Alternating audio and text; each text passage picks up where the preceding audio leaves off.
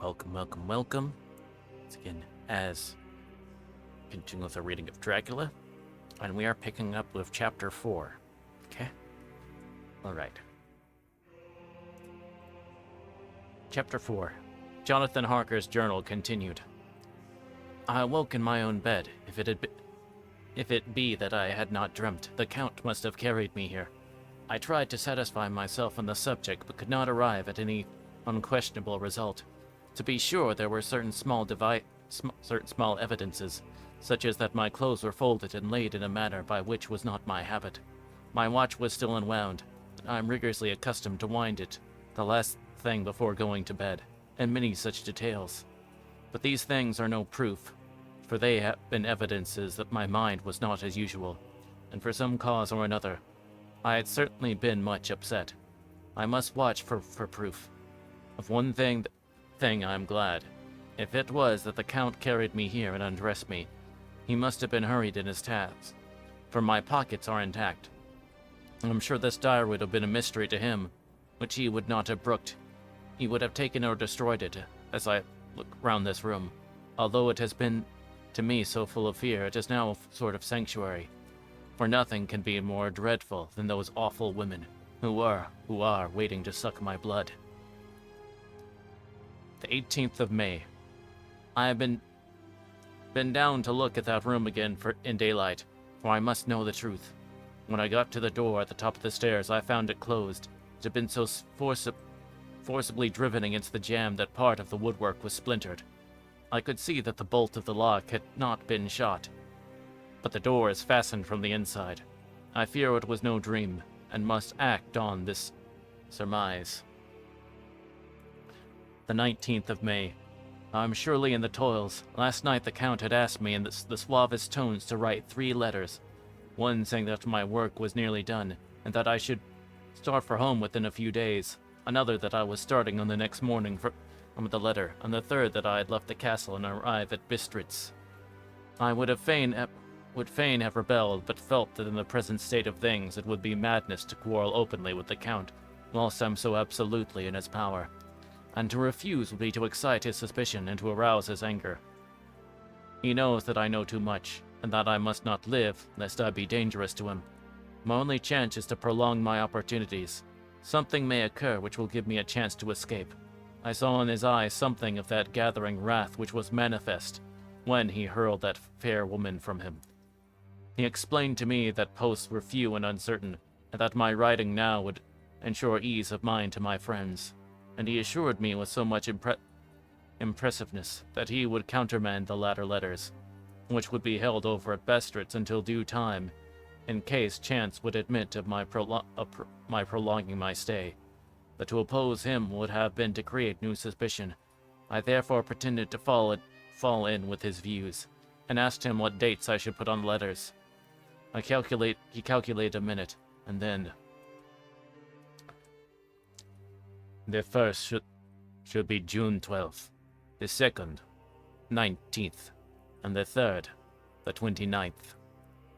I know now the span of my life. God help me.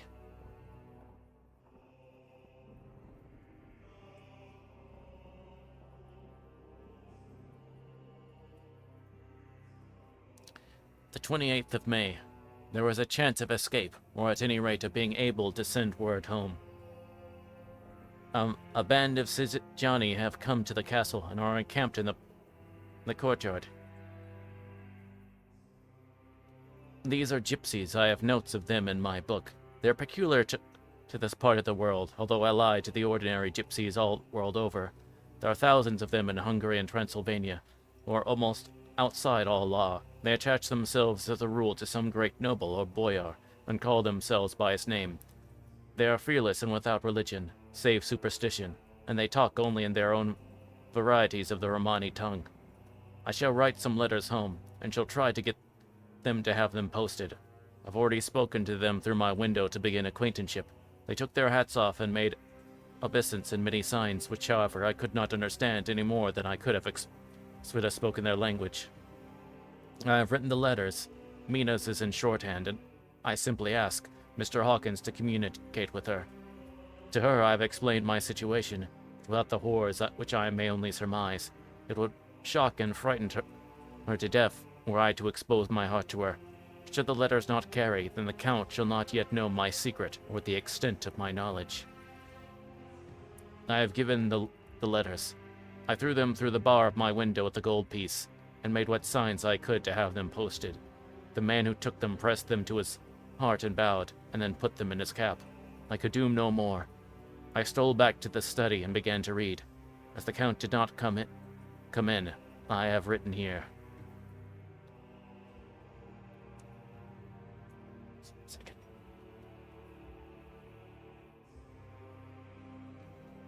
Tea should be ready right now.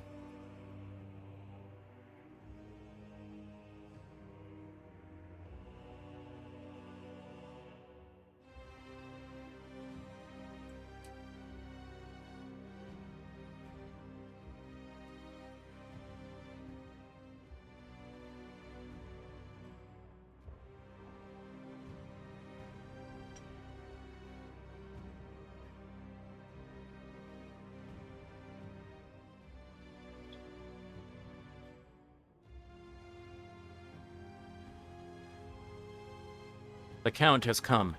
He sat down beside me and said in his smoothest voice as he opened two letters.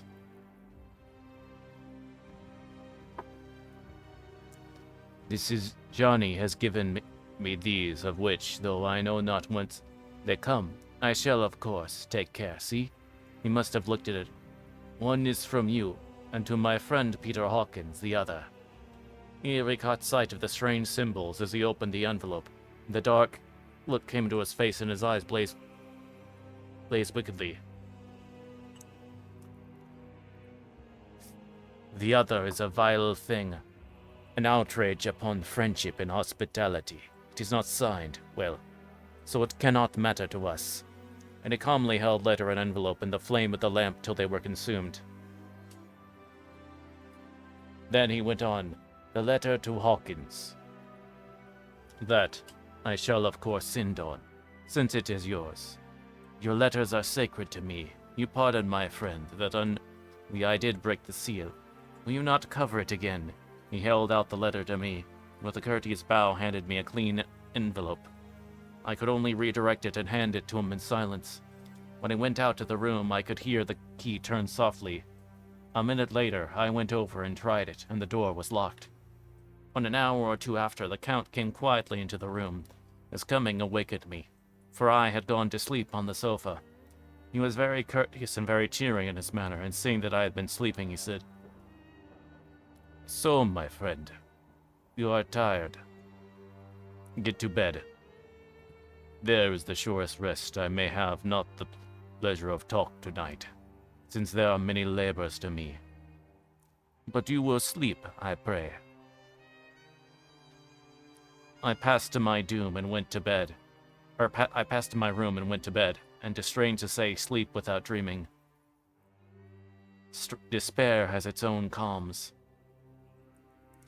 The 31st of May, this morning, when I awoke, I thought I would provide myself with some papers and envelopes for my bag and keep them in my pocket so that I might write in case I should get opportunity, but again surprise.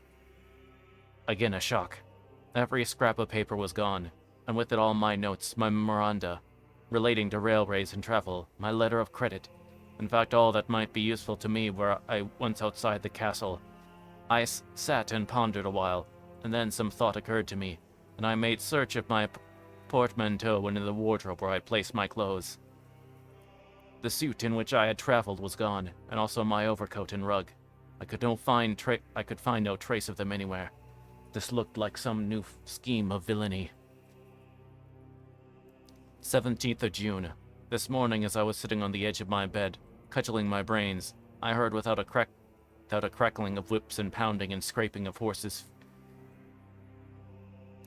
feet up the rocky path beyond the courtyard. With joy, I hurried to the window, saw drive into the yard 2 great liter wagons, each drawn by 8 sturdy horses, at the head of each pair a Slovak, with his wide hat, great nail-studded belt, dirty sheepskin, and high boots. They had also their long staves in hand. I ran to the door, intending to descend and try and join them again through the main hall. so I thought that the way might be opened for them. Again, a shock. My door was fastened on the outside. I ran to the window and cried to them. They looked at me stupidly and pointed. But just then the hetman of this Johnny came out. Seeing them pointing to my window, said something at which they laughed. Henceforth, no effort of mine, no piteous cry or agonized entreaty, would make them even look at me. They resolutely turned away. The leader wagons contained great square boxes with handles of thick rope. They were evidently empty by the ease with which the Slovaks handled them, and by their resonances as they were roughly moved. When they were all unloaded and packed in a great heap in one corner of the yard, the Slovaks were given some money by the Sejani, and spitting on it for luck, lazily went each to his horse's head. Shortly afterwards, I heard the cracking of their whips die away in the distance. The 24th of June. Last night the Count left me early, and I locked himself into his own room. As soon as I dared, I ran up the winding stair and looked out of the window, which opened south. I thought I would watch for the Count, for there is something going on. The Sejani are quartered somewhere in the castle, and are doing work of some kind. I know for it now and then I hear a faraway, muffled sound of mattock and spade, and whatever it is, it must be the end of some ruthless villainy. I had been at the window somewhat less than an hour when I saw something coming out of the Count's window. I drew back and watched carefully, and saw the whole man emerge. It was a new shock to me to find that he had on a suit of clothes which I had worn whilst traveling here, and slung over his shoulder the terrible bag which I had seen the women take away. There could be no doubt as to his quest, and in my garb too. This then is his new scheme of evil, that he will allow others to see me as they think, so that he may both leave evidence that I have been seen in the towns or villages posting my own letters, and that any wickedness which he may do shall by the local people be attributed to me.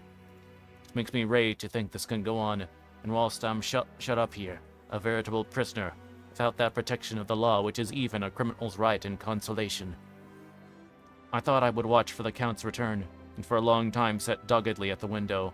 Then I began to notice that there was some quaint little specks floating in the rays of the moonlight.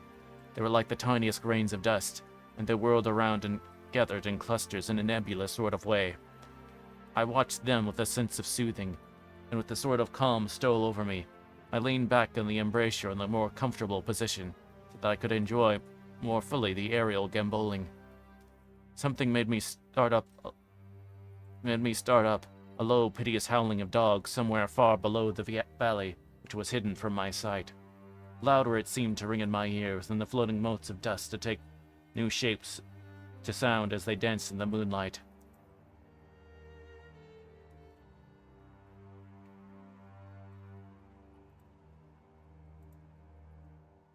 I felt myself struggling to awake to some call of my instincts. Nay, my very soul was struggling. My half-remembered sensibilities were striving to answer the call. I was becoming hypnotized. Quicker and quicker danced the dust. Moonbeams seemed to quiver as they went by me into the mass of gloom beyond. More and more they gathered till they seemed to take dim, phantom shapes. Then I started, broad awake and in full possession of my senses, and ran screaming from the place. The phantom shapes, which were becoming gradually materialized from the moonbeams, were those three ghostly women to whom I was doomed. I fled, and felt somewhat safer in my own room, where there was no moonlight and where the lamp was burning brightly.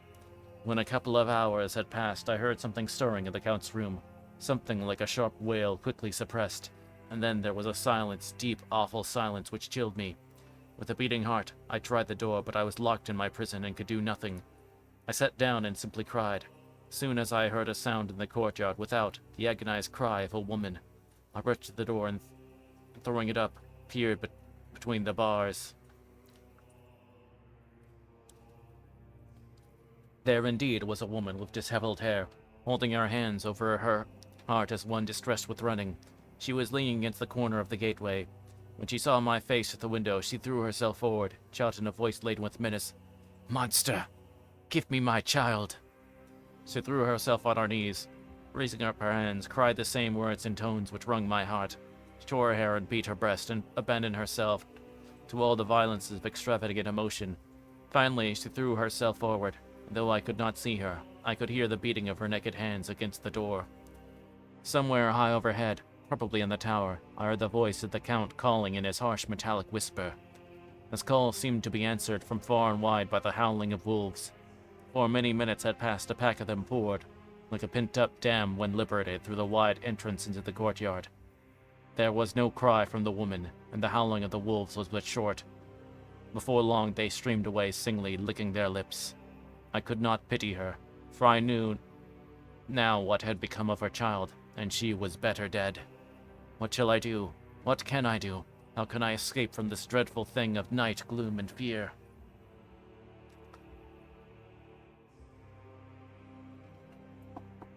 The 25th of June.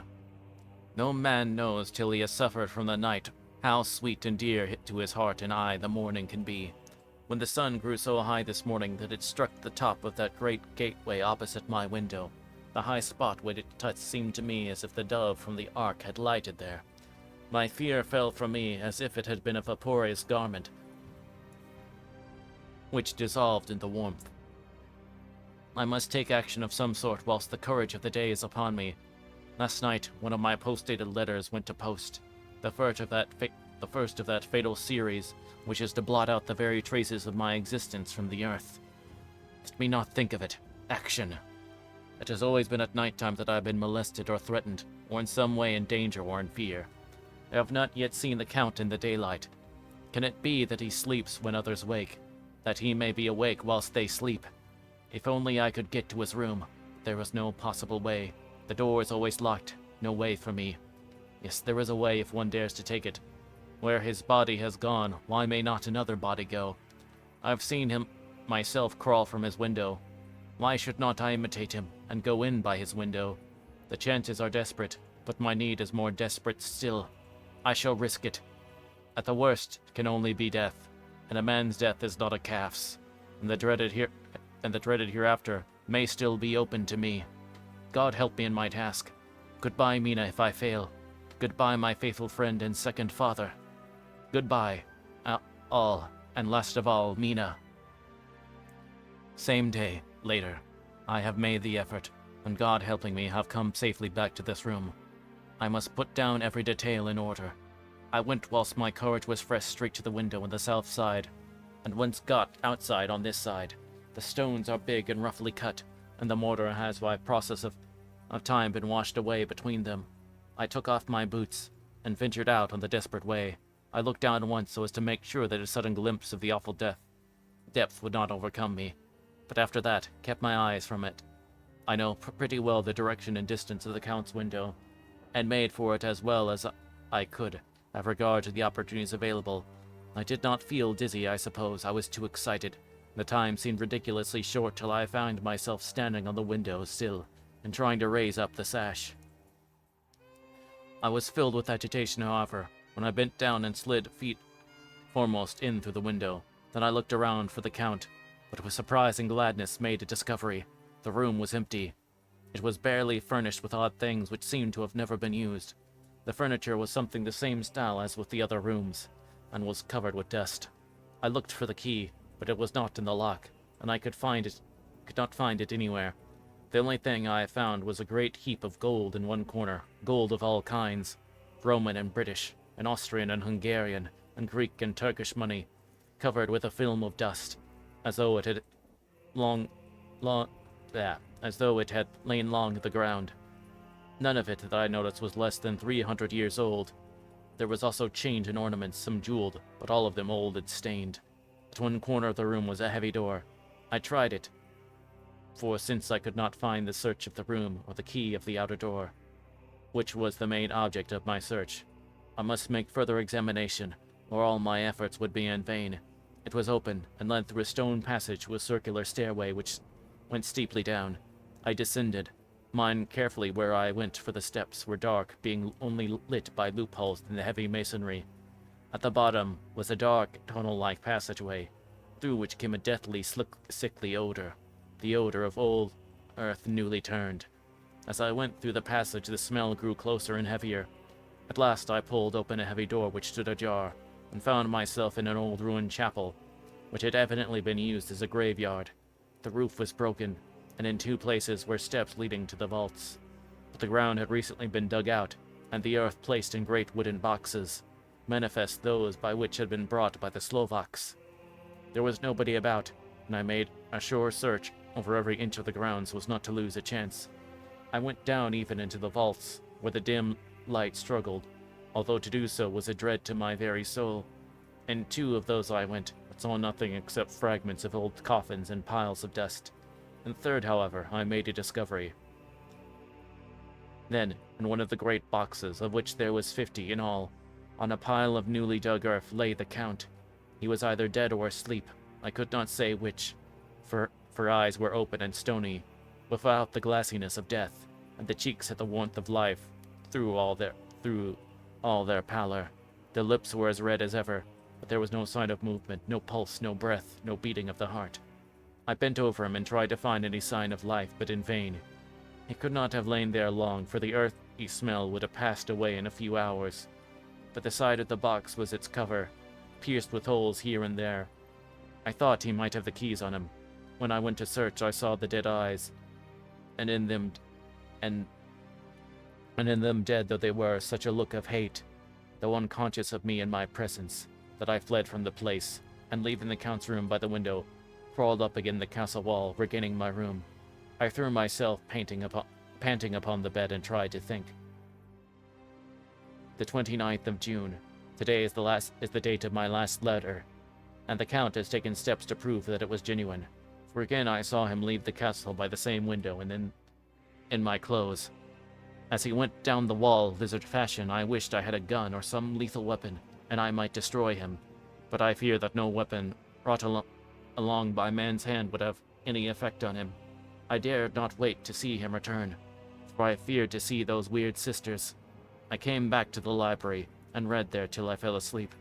I was wakened by the Count, who looked at me as grimly as a man could look, as he said, "Tomorrow, my friend, you must part. You return to your beautiful England. I to some work which may have such an end that we may never meet. Your letter home has been dispatched. Tomorrow I shall be here, but I shall be ready for your journey. In the morning come the Sejani, who have some labors of their own here, and also come some Slovaks. When they have gone, my carriage shall come for you, and shall bear you to the Borgo Pass to meet the diligence from Bukovina to Bistritz. But I am in hopes that I shall see more of you at Castle Dracula." I suspected him and determined to test his sincerity. Sincerity. It seems like a profanation of the word to write in connection with such a monster. So I asked him point blank, "Why may I not go tonight?" "Because, dear sir, my coachman and horses are away on a mission." "But I would walk with pleasure. I want to get away at once." He smiled, such a soft, smooth, diabolical smile that I knew there was some trick behind his smoothness. He said, "And your baggage?" "I do not care about it. I can send for it some other time." The Count stood up and said with a sweet courtesy that made me rub my eyes. It seemed so real.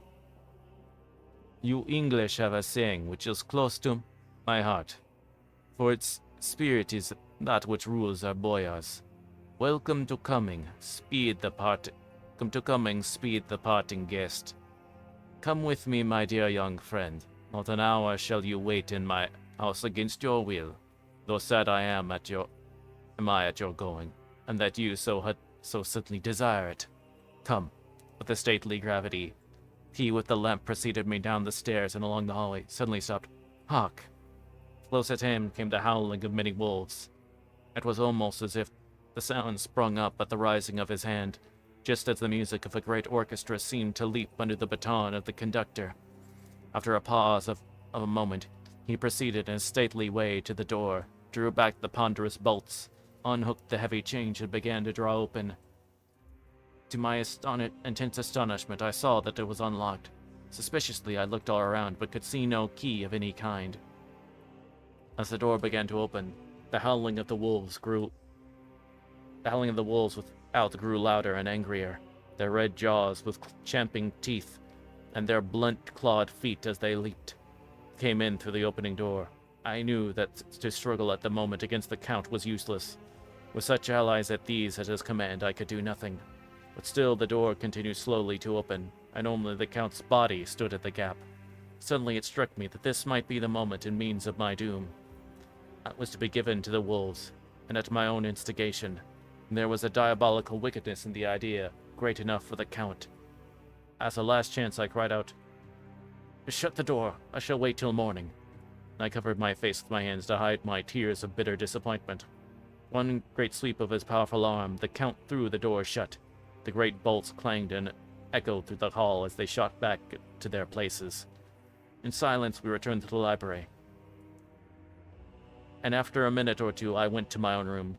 The last I saw of Count Dracula was his kissing his hand to me, with a red light of triumph in his eyes, with a smile that Judas in hell might be proud of.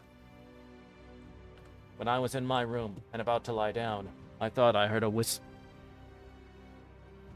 whispering at my door. I went softly and listened. Unless my ears deceived me, I heard the voice of the Count. Back to your own place. Your time is not yet come. Wait, have patience. Tonight is mine. Tomorrow night is yours." There was a low, sweet ripple of laughter, and in a rage I threw open the door, and saw without the three terrible women licking their lips. As I appeared, they all joined in a horrible laugh and ran away. I came back to my room and threw myself on my knees. It is then so near the end. Tomorrow, Lord help me and to those to whom I am dear. The 30th of June. These may be the last words I ever write in this diary. I slept till just before the dawn, and when I woke, threw myself on my knees, for I determined that if death came, he should find me ready. At last I felt the subtle change in the air, and knew that the morning had come. Then came the welcome cockcrow, and I felt that I was safe. With a glad heart, I opened the door and ran down the hall. I had seen that the door was unlocked, and now escape was before me. With hands that trembled with eagerness, I unhooked the chains and threw back the massive bolts. But the door would not move. Despair seized me. I pulled and pulled at the door and shook it till, massive as it was, it rattled in its casement. I could see the bolt shot. It had been locked after I left the Count. Then a wild desire took me to obtain the key at any risk, and I determined then and there to scale the wall again and again the Count's room. He might kill me, but death now seemed the happier choice of evils. Without a pause, I rushed up the east window and scrambled down the wall as before into the Count's room. It was empty, but that was as expected. I could not see a key anywhere, but the heap of gold remained. I went through the door in the corner and down the winding stair and along the dark passage to the old chapel. I knew now well enough where to find the monster I sought.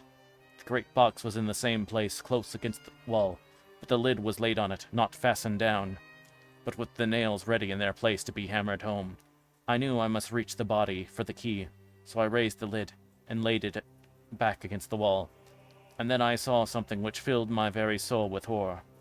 There lay the Count, but looking as if his youth had been half restored, for the white hair and mustache were changed to dark iron gray. The cheeks were fuller, and the white skin seemed ruby red underneath. The mouth was redder than ever, for on the lips were gouts of fresh blood, which trickled from the corners of the mouth and ran down over the chin and neck. Even the deep, burning eyes seemed set amongst swollen flesh, for the lips and pouches underneath were bloated. It seemed as if the whole awful creature were simply gorged with blood. He lay like a filthy leech, exhausted with his repletion. I shuddered as I bent over to touch him, and every sense in me revolted at the contact, but I had to search or I was lost. The coming night might see my own body a banquet in a similar way to those horrid three.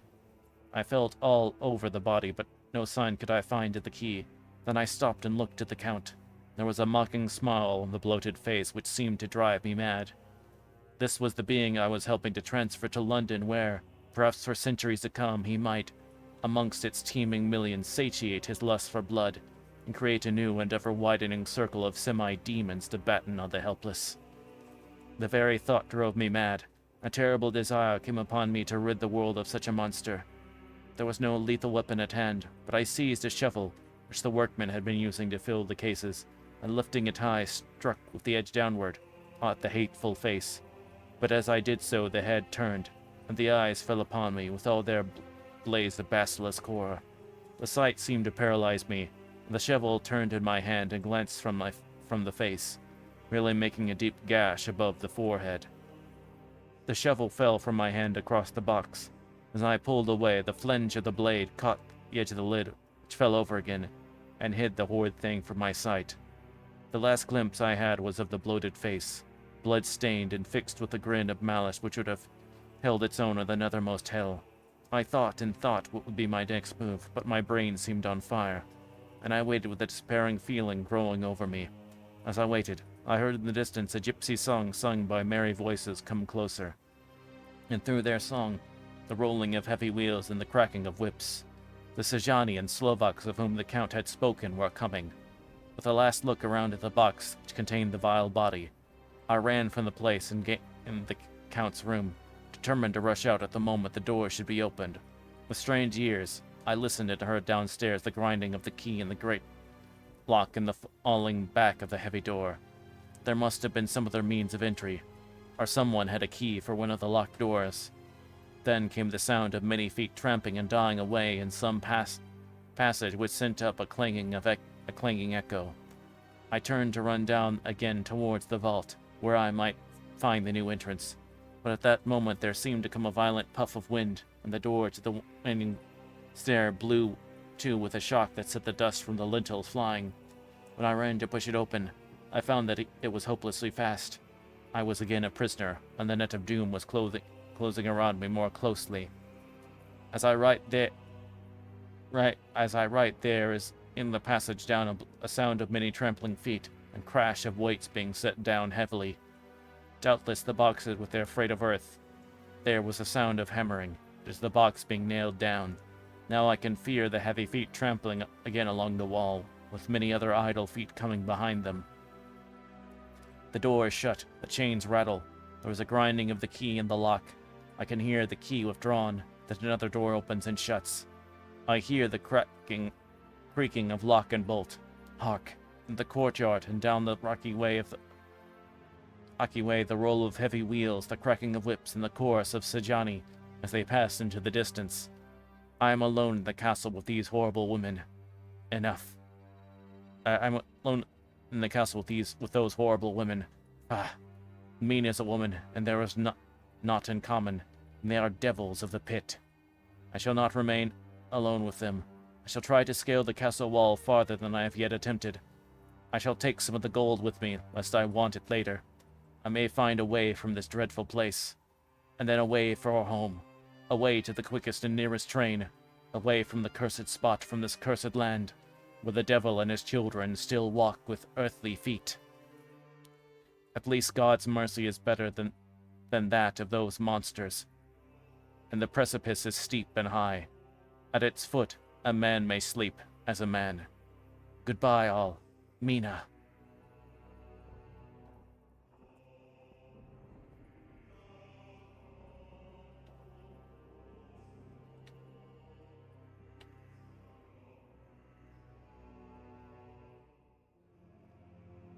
Okay, and that is chapter 4.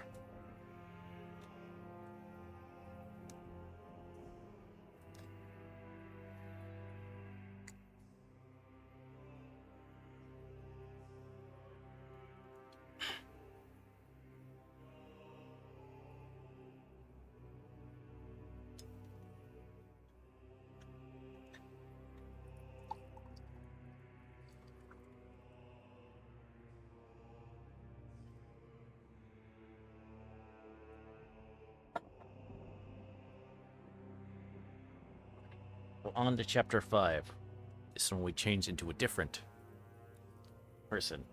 Letters from Miss Mina Murray to Miss Lucy Westenra.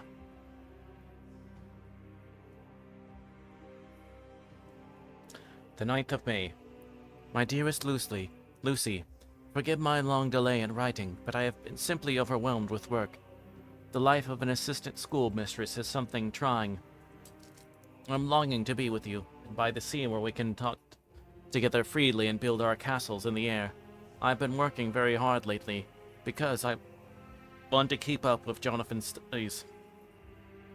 I have been practicing shorthand very assiduously.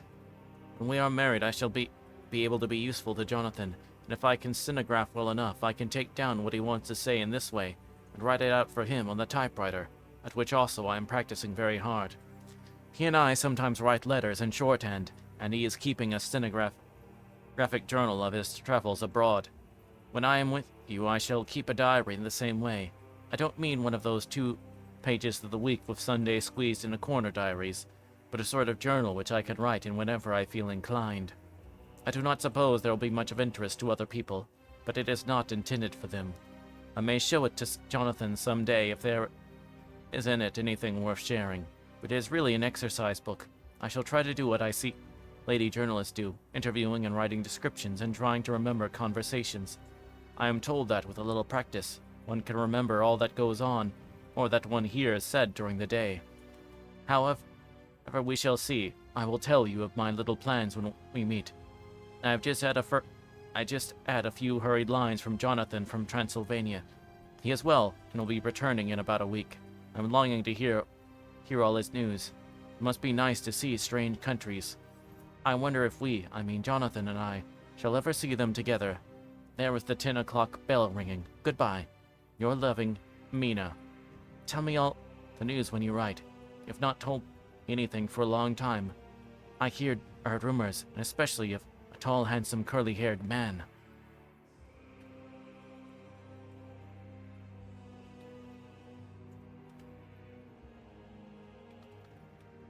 Okay.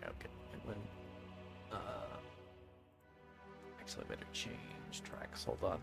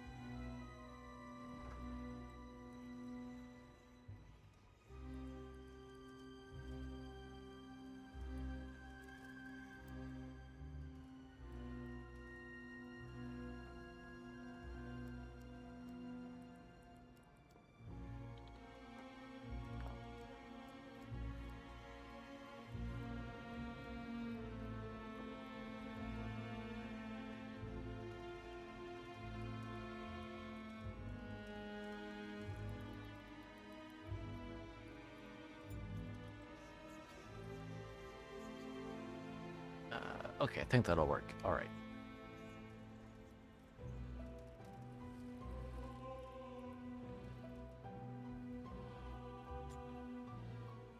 Letter. Lucy Westenra to Mina Murray. 17th Chatham Street, Wednesday. My dearest Mina, I must say you taxed me very unfairly with being a bad correspondent. I wrote to you twice since we parted, and your last letter was only your second. Besides, I have nothing to tell you. There is really nothing to interest you. Town is very pleasant just now, and we go a deal to picture galleries for folks and ride in the park. As to the tall, curly-haired man, I suppose it was the one who was with me at the last pop. Someone has evidently been telling tales. That was Mr. Holmwood. He often comes to see us, and he and Mama get on very well together. They have so many things to talk about in common. We met some time ago a man that would just do for you, if you were not already engaged to Jonathan. He is an excellent party, being handsome, well-off, and of good birth. He is a doctor and really clever. Just fancy. He's only 29, and he has an immense lunatic asylum all under his own care. Mr. Holmwood introduced him to me, and he called here to see us, and often comes now. I think he is one of the most resolute men I ever saw, and yet the most calm. He seems almost imperturbable. Oh my gosh. Imperturbable. Oh my gosh, I can swear I can talk. He seems absolutely imperturbable. That's close enough. I can fancy what a wonderful power he must have over his patients. He has a curious habit of looking one straight in the face, as if trying to read one's thoughts.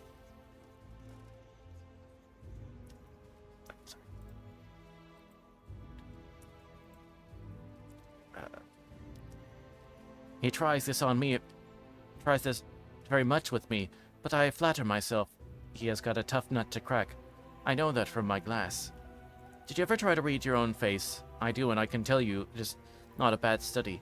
It gives you more trouble than you can well fancy if you have never tried it. He says that I afford him a curious psychological study. I humbly think I do. I do not, as you know, take sufficient interest in dress to be able to describe the new fashions. Dress is a bore that is slang again, but never mind. Arthur says that every day. There, it is all out, Mina. We have told all our secrets to each other since we were children. Slept together and eaten together and laughed and cried together. And now, though I have spoken, I would like to speak more. Mina, couldn't you guess? I love him. I'm the blushing as I write, for although I think he loves me, he has not told me so in words. Mina, I love him. I love him. There, that does me good. I wish I were with you, dear, sitting by the fire undressing as we used to sit, and I would try to tell you what I feel. I do not know how I am writing this even to you. I'm afraid to stop. I should tear up the letter, and I don't want to stop, for I do so want to tell you all. Let me hear from you at once, and tell me all that you think about it. Mina, pray for my happiness. Lucy. P.S. I need not tell you this is a secret. Goodbye again. L.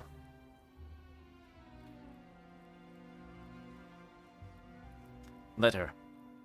Lucy Westenra to Mina Murray, the 24th of May. My dearest Mina, thanks again for your sweetest letter. So nice to be able to tell you and have your sympathy. My dear, it never rains but it pours. How true the old proverbs are. Here I am.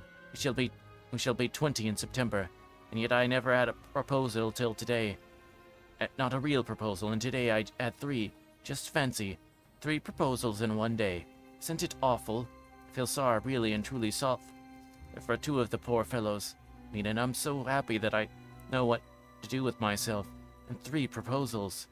For goodness sake, don't tell any of the girls, or they would be getting all sorts of extravagant ideas and imagining themselves injured and slighted if, in their very first day at home, they did not get 6 at least. Some girls are so vain. You and I, Mina dear, who are engaged and are going to settle down soon soberly into old married women, can despise vanity. Well, I must tell you about the 3. But you must keep it a secret, dear, from everyone except, of course, Jonathan. You will tell him because I would. If I were in your place, certainly tell Arthur. A woman ought to tell her husband everything. Don't you think so, dear? I must be fair. Men like women, certainly their wives should be quite as fair as they are. Women, I'm afraid, are not always quite as fair as they should be. Well, my dear, number 1 came just before lunch. I told you of him, Dr. John Seward, the lunatic asylum man. Strong jaw and good forehead. Was very cool outwardly, but was nervous all the time. He had evidently been schooling himself as to all sorts of little things and remembered them, but he almost managed to sit down on a silk hat, which men don't generally do when they are cool.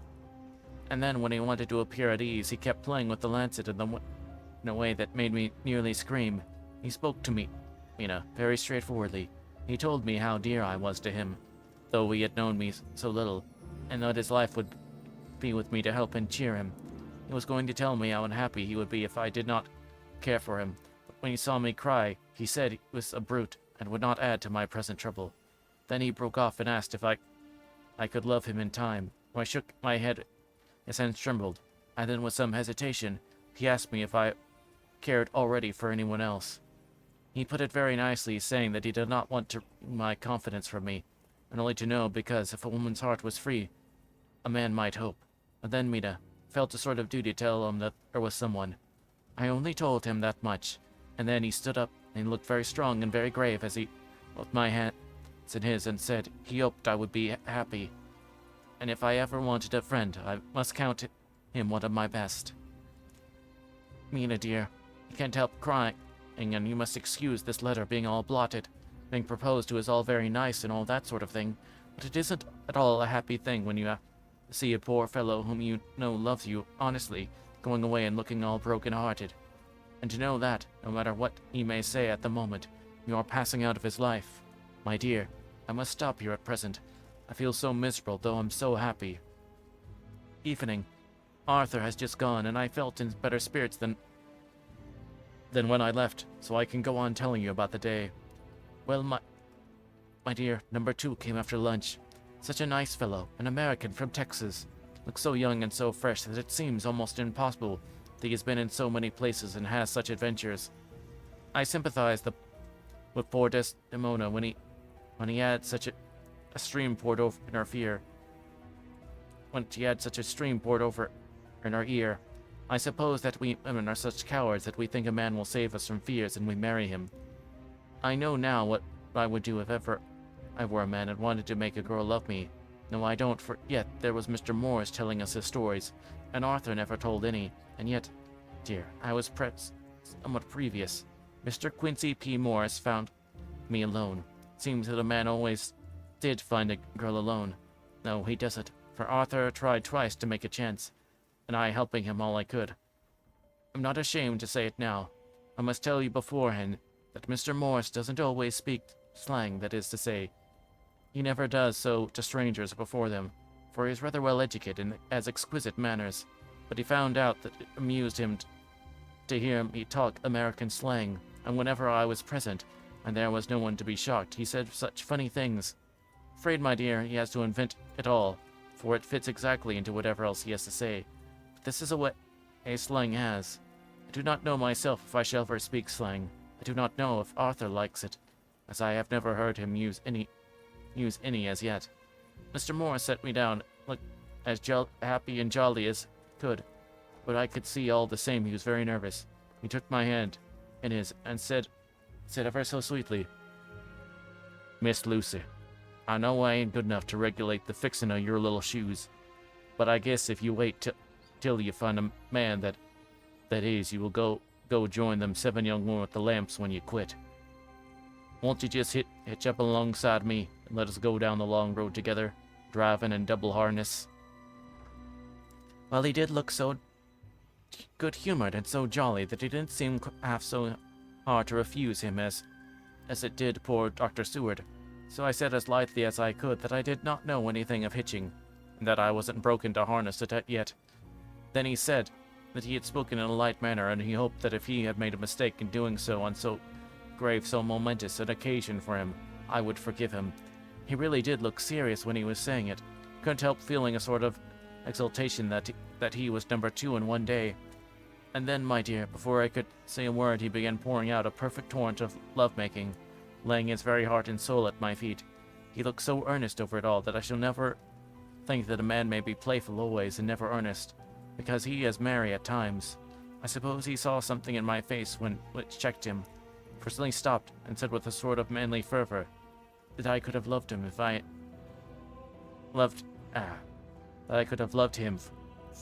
had been free. Lucy, you're an honest-hearted girl, I know. I should not be here speaking to you as if I now know if I did not believe you clean grit. Right there to the very depths of your soul, tell me, like one good fellow to another, is there anyone else that you care for?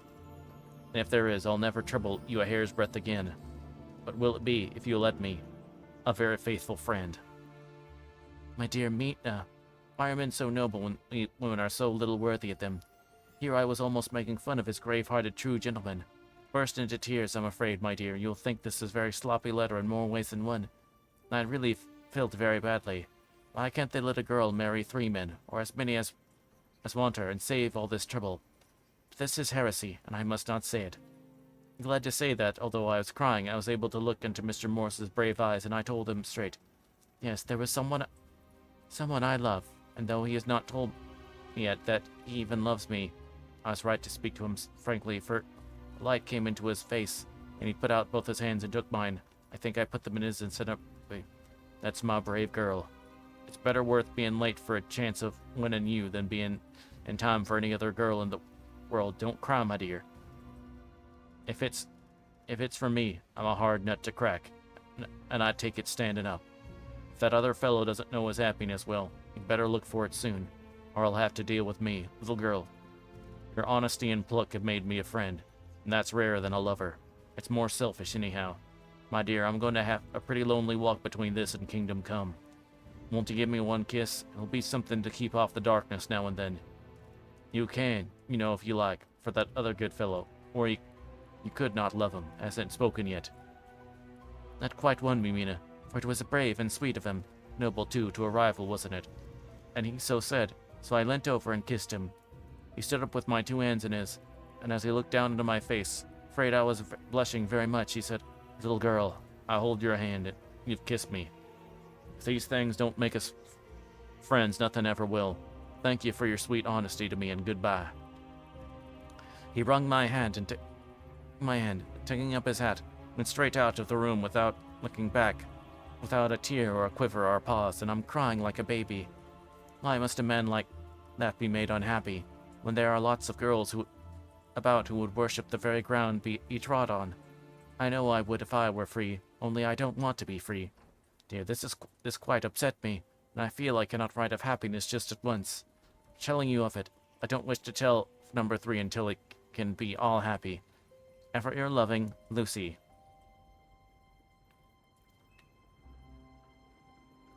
P.S. Oh, about number 3. I didn't tell you of number 3, need I? Besides, it was all so confused. It seemed only a moment from his coming into the room till his arms were around me and he was kissing me. Very, very happy, and I don't know what I've done to deserve it. I only try to, in future, to show that I am not ungrateful to God for his goodness in giving me sinning such a lover, such a husband, and such a friend. Goodbye.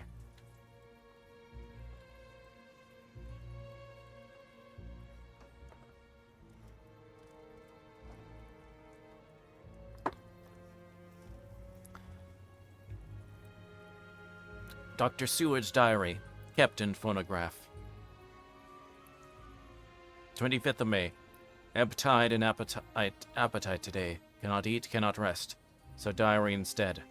Since my rebuff of yesterday, I have a sort of empty feeling.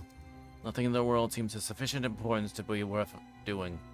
As I knew that the only cure for this sort of thing was work, I went amongst the patients. I picked out the one who has afforded me a study of much interest. He is so quaint that I am determined to understand him as well as I can. Today I seem to get nearer than ever before the heart of this mystery. I question him more fully than ever I done before, with a view to making myself master of the facts of his hallucination. In my manner of doing it there was, I now see, something of cruelty. I seem to wish to keep him to the point of his madness, thing which I avoid with the patience as I would the mouth of hell. Memorandum. Under what circumstances would I not avoid the pit of hell? Omnia Romae analia sunt. Hell has its price. If there be anything behind this instinct, it will be valuable to trace it afterwards accurately, so I better commence to do so, therefore. R. M. Renfield, age 59. Sanguine temperament, great physical strength, morbidly excitable, periods of gloom, ending in some fixed idea which I cannot make out. I presume that the sanguine temperament itself and the disturbing influence end in a mentally accomplished finish. A possibly dangerous man, probably dangerous if unselfish. In selfish men, caution is as secure an armor for their foes as for themselves. What I think of on this point is, when self is the fixed point, the centripetal force is balanced with the centrifugal. When duty, a cause, etc. is the fixed point, the latter force is paramount, and only accident or a series of accidents can unbalance it. Letter. Quincy P. Morris to the Honorable Arthur Holmood. The 25th of May. My dear Art, we've told yarns by the campfires in the prairies and dressed one another's wounds after trying to land it at the Marquesas, and drunk healths on the shore of Titicaca. There are more yarns to be told, and other wounds to be healed, another health to be drunk. Won't you let this be at my campfire tomorrow night? I have no hesitation in asking you, as I know a certain lady is engaged to a certain dinner party, and that you are free. There'll There will only be one other, our old pal at the Korea, Jack Seward. He's coming too, and we both want to mingle our weeps over the wine cup, to drink a health with all our hearts to the happiest man in all the wide world, who has won the noblest heart that God has made and best worth winning. We promise you a hearty welcome and a loving greeting, and a health as true as your own right hand. We shall both swear to leave you at home if you drink too deep to a certain pair of eyes. Come. Yours as ever and always, Quincy P. Morris. Telegram from Arthur Holmwood to Quincy P. Morris, the 26th of May. Count me in every time. I bear a message which will make both your ears tingle. Art.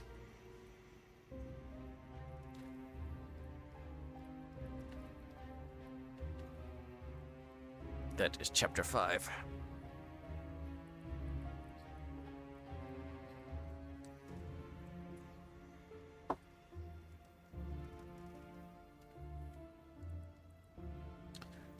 Okay. Chapter 6. Mina Murray's Journal. The 24th of July. Whitby. Lucy met me at the station, looking sweeter and lovelier than ever. We drove up to the house at the Crescent in which they have rooms. This is a lovely place. The little river, the Esk, runs through a deep valley which broadens out as it is near the harbor. A great viaduct runs across with high piers, although the view seems somehow further away than it really is. The valley is beautifully green, and it is so steep that when you are on the high land on either side, you look right across it, unless you are near enough to see down. The houses of the old town, the side away from us, are all red-roofed, and seem piled up one over the other anyhow, like the pictures we see of Nuremberg. Right over the town is the ruin of Whitby Abbey, which was sacked by the Danes, and which is the scene a part of Marmion, where the girl was built up in the wall. It is a most noble ruin of immense size and full of beautiful and romantic bits. There was a legend that a white lady is seen in one of the windows. Between it and the town there was another church, the parish one, round which is a big graveyard all full of tombstones. This is to my mind the nicest spot in Whitby, for it lies right over the town, and has a full view of the harbor, and all up the bay to where the wetland called Kettleness stretches out into the sea. It ascends so steeply over the harbor that part of the bank has fallen away, and some of the graves have been destroyed. In one place, part of the stonework of the grave stretches out over the sandy pathway far below. There are walks with seats beside them through the churchyard, and the people go and sit there all day long looking at the beautiful view and enjoying the breeze. I shall come and sit here often myself and work. Indeed, I am writing now with my book on my knee and listening to the talk of 3 old men who are sitting beside me. They do nothing but all day but sit here and talk.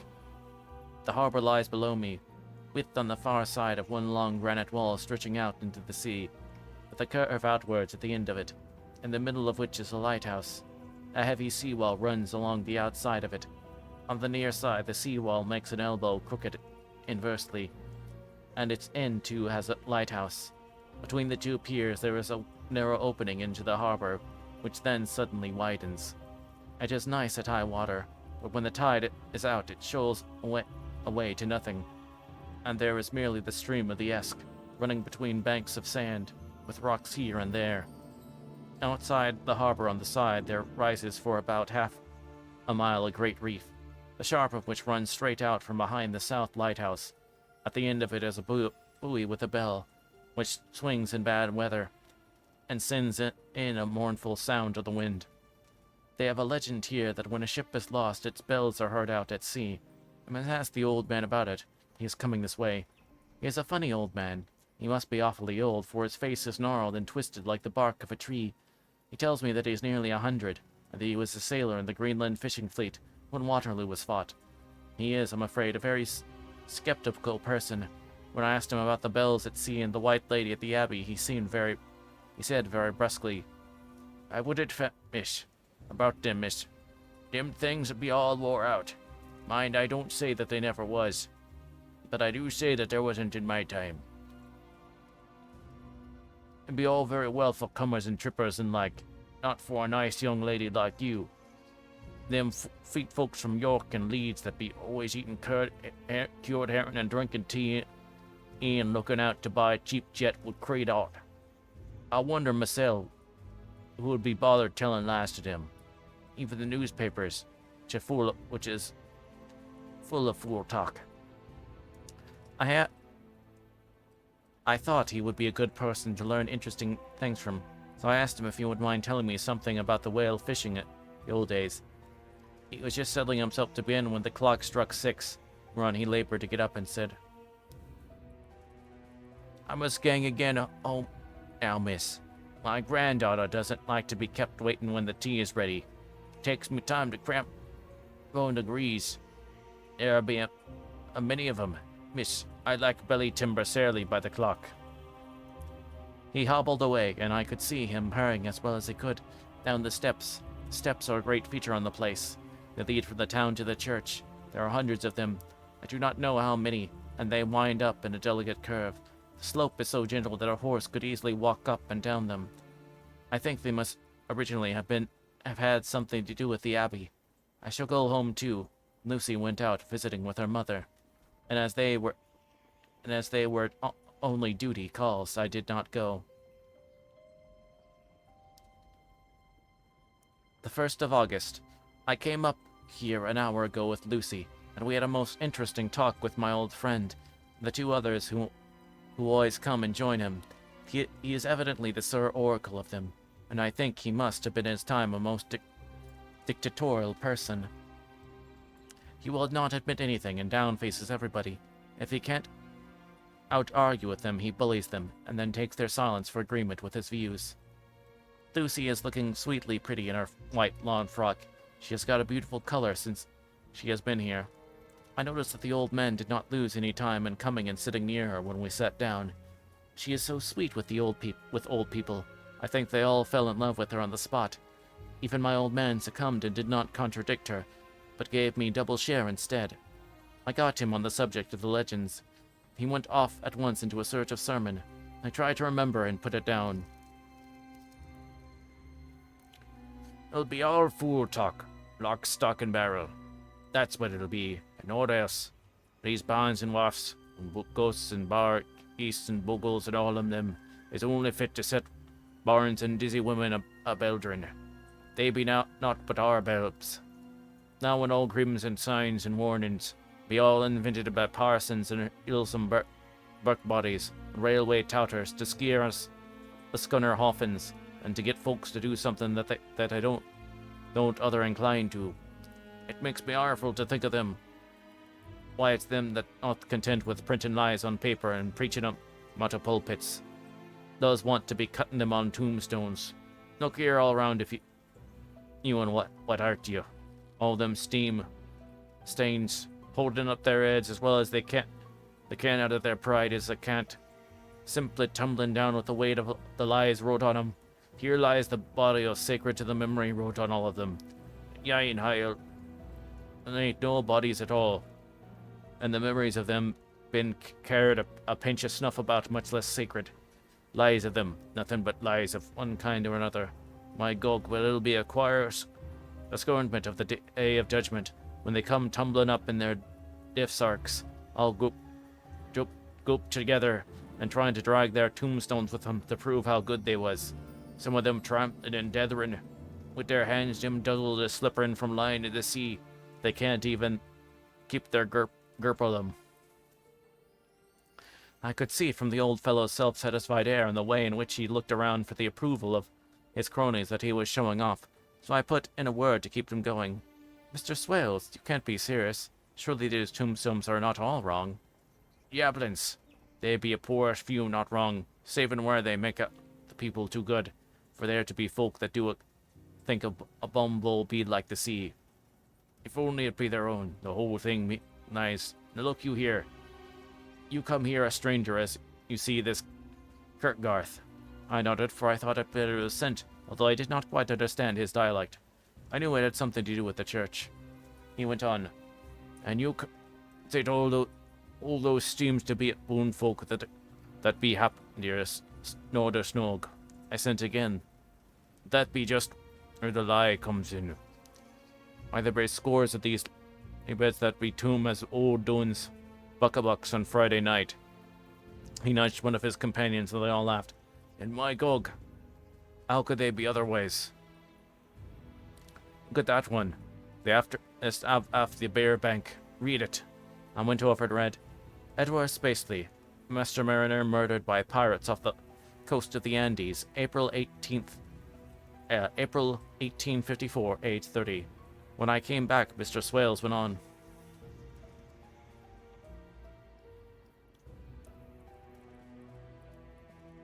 Oh my gosh, I can't nail this guy's accent, sorry. Who brought him home, I wonder?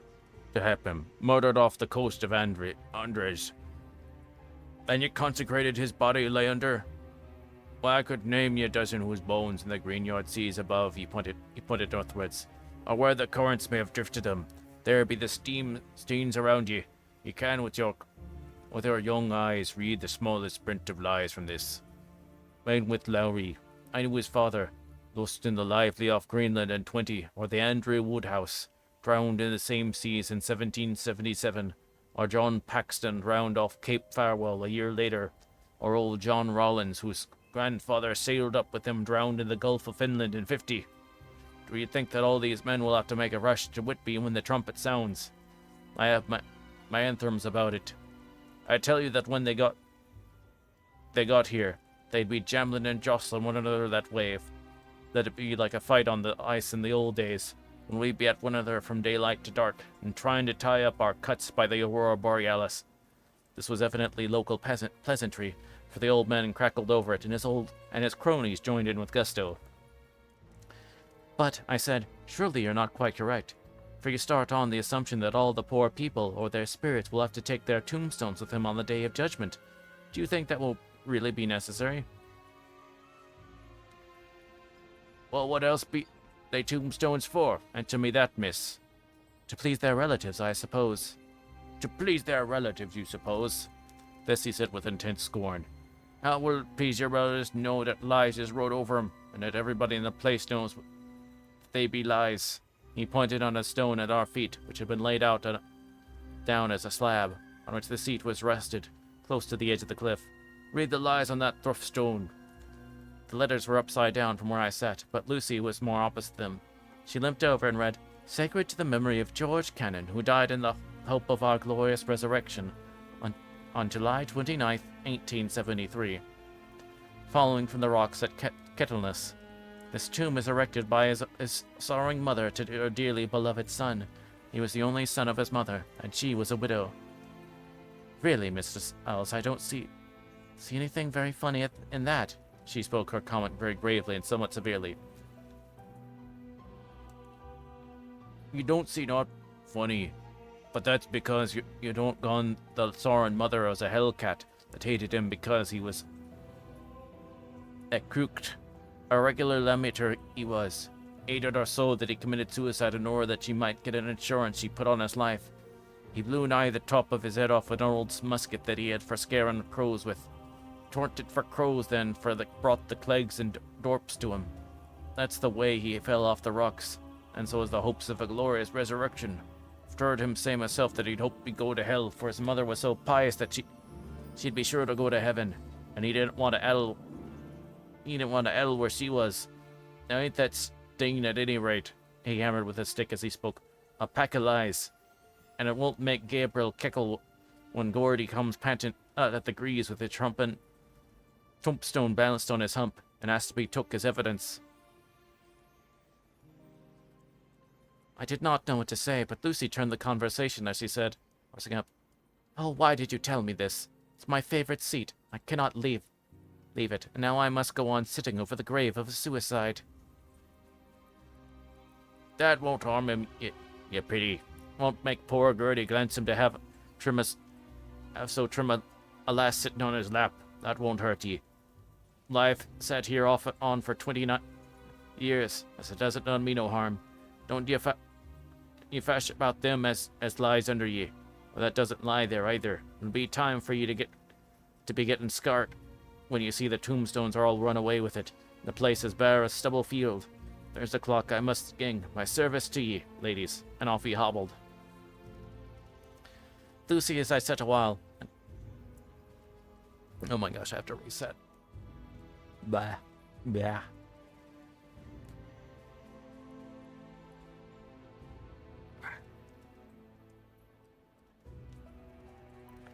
Lucy and I sat a while, and it was all over so beautiful before us that we took hands as we sat. She told me all over again about Arthur and their coming marriage. That made me just a little heartsick, for I haven't heard from Jonathan for a whole month. Same day I came up here alone, for I am very sad. There was no letter for me. I hope there cannot be anything the matter with Jonathan. The clock has just struck 9. I see the lights scattered all over the towns, and sometimes in rows where the streets are, and sometimes stingly. They run right off up the Esk and die away in the curve of the valley. To my left, the view is cut off by a black line of roof of the old house next to the abbey. The sheep and lambs are bleating in fields away behind me, and there is a clatter of donkeys' hoofs up the paved and road below. The band on the pier is playing a harsh waltz in good time, and further along the quay there is a Salvation Army meeting in a back street. Neither of the bands hear the other, but up here I hear and see them both. I wonder where Jonathan is, and if he is thinking of me. I wish he were.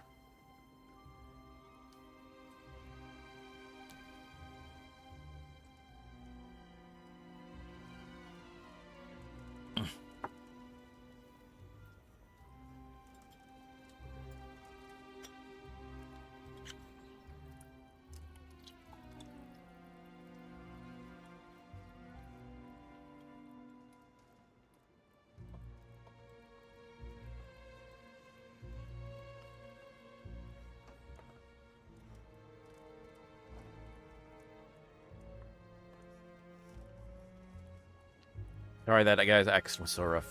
I don't know old English guy voices. Or old crotchety English guy voices. I suppose I could have imagined like Michael Caine. Then try to done that.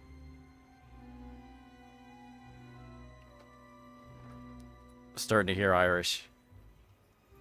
Yeah, I kept on switching it, like, either, it ended up always, like, veering more in the direction of, like, an Irish or a Scottish thing. Of one of the two.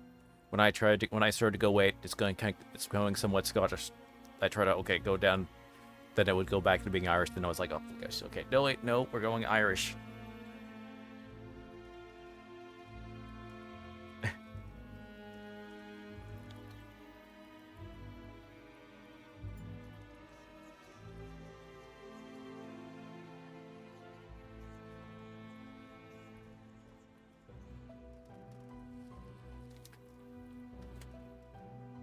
The only thing I could, and if it, I guess I could have like, that would be something I guess I'd have to practice in the future in case I had to do it.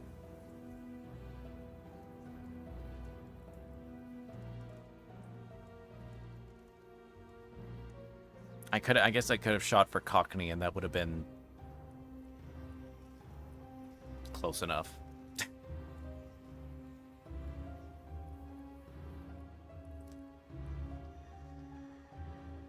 Or I could have tried to sound like the Beatles. No, that would not have lasted at all. Or that would go for more of a Liverpool thing.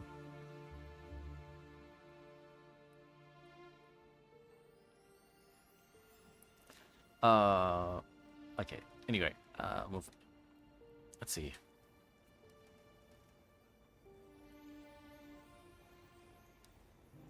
Dr. Seward's diary. 5th of June. The case of Renfield grows more interesting the more I get to understand the man. He has certain qualities very largely developed: selfishness, secrecy, and purpose. I wish I could get at what is the subject of the latter. He seems to have some settled scheme of his own. But what it is I do not know. His redeeming quality is a love of animals, though indeed he has a curious turn in that I sometimes imagine he is only abnormally cruel. His pets are of odd sorts. Just now his hobby is catching flies. He is at present such a quantity that I have had myself to expostulate. to my astonishment that he did not break out into a fury as I expected, but took the matter in simple seriousness. He thought for a moment, and then said, "May I have 3 days? I shall clear them away." Of course, I said that would do. I must watch him. The 18th of June. He has turned his mind now to spiders. He has got several very big fellows in a box. He keeps feeding them as flies, and the number of the latter is becoming sensibly diminished, although he uses half his food in attracting more flies from outside to his room. The 1st of July. His spiders are now becoming as great a nuisance as his flies, and I told him that he must get rid of them. He looked very sad at this, so I said that he must some of them at all events. He cheerfully acquiesced in this, and I gave him the same time as before for reduction.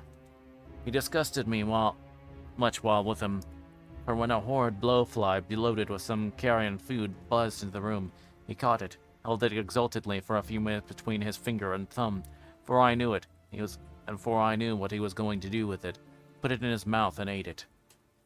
I scolded him for it, but he argued quite quietly that it was very good and very wholesome, that it was life, strong life, and gave life to him. This gave me an idea, and the rudiment of one. I must watch how he gets rid of his spiders. He has evidently some deep problem in his mind, for he keeps a little notebook in which he is always jotting down something.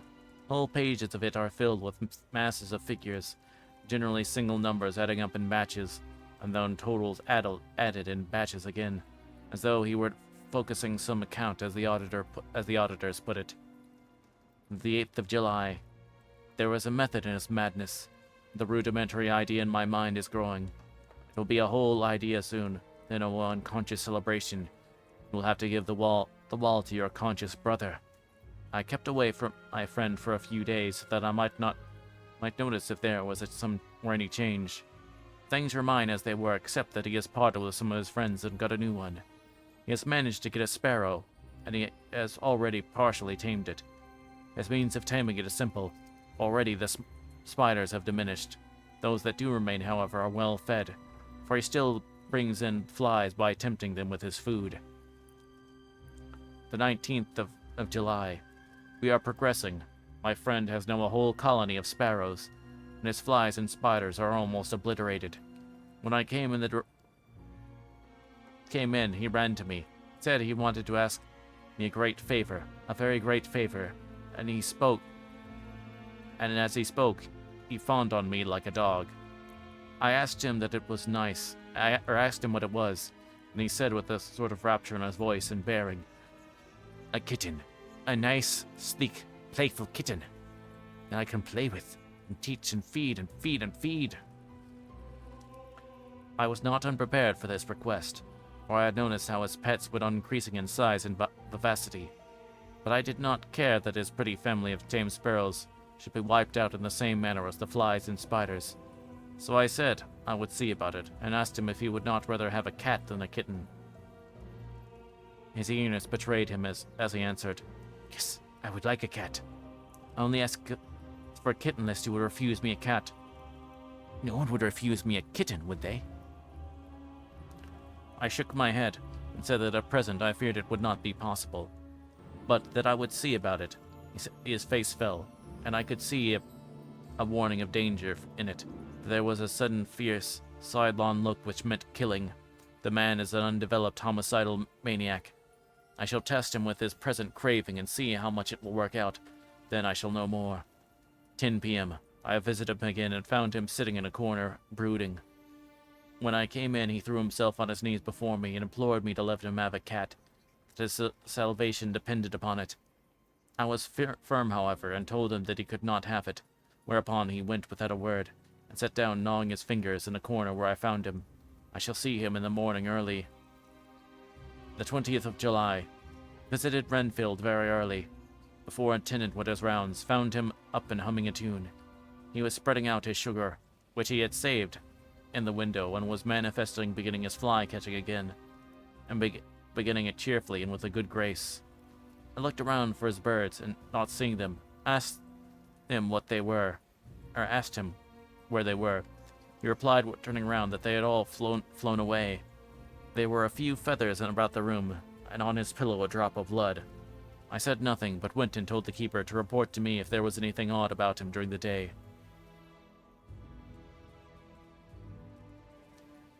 11 a.m. The attendant has just been seen me that Renfield has been very sick, and has disgorged a whole lot of feathers. My belief is, doctor, he said, that he's eaten his birds, that he just took and ate them raw. 11 p.m. I gave Renfield a strong opiate tonight, enough to make even him sleep, and took away his pocketbook to look at it. The thought that he has been buzzing around my brain is complete, and the theory proved. My homicidal maniac is of a peculiar kind. I shall have to invent a new classification for him, and call him Azophagus, life-eating maniac. What he desires is to absorb as many lives as he can, and he has laid himself out to achieve it in a cumulative way. He gave many flies to one spider, and many spiders to one bird, and then wanted a cat to eat the many birds. What would have been his later steps? It would almost be worthwhile to complete the experiment. It might be done if only there was a sufficient cause. Men sneered at vivisection, and yet look at the results today. Why not advance science in its most difficult and vital aspect, the knowledge of the brain? Had I even the secret of one such mind, did I hold the key to the fancy of even one lunatic, I might advance my own branch of science to a pitch compared with which Burton Sanderson's physiology or Ferrier's brain knowledge would be as nothing. If only there was a sufficient cause. I must not think too much of this, or I may be tempted. A good cause may turn the scale with me, for may not I, too, be of exceptional brain congeniality? How well the man reasoned. Lunatics always do within their own scope. I wonder at how many lives he values a man, or, if at only one. He has closed the account most accurately. To begin a new record. How many of us begin a new record with each day of our lives? To me, it seems only yesterday that my whole life ended with my new hope. That truly I begin a new record. So shall it be until the great recorder sums me up and closes my ledger account with a balance to profit or loss. Lucy, I cannot be angry with you, nor can I be angry with my friend whose happiness is yours. But I must only wait on hopeless and work. Work. If I could have a strong cause on my poor mad friend there, a good unselfish cause to make me work, that would be indeed happiness.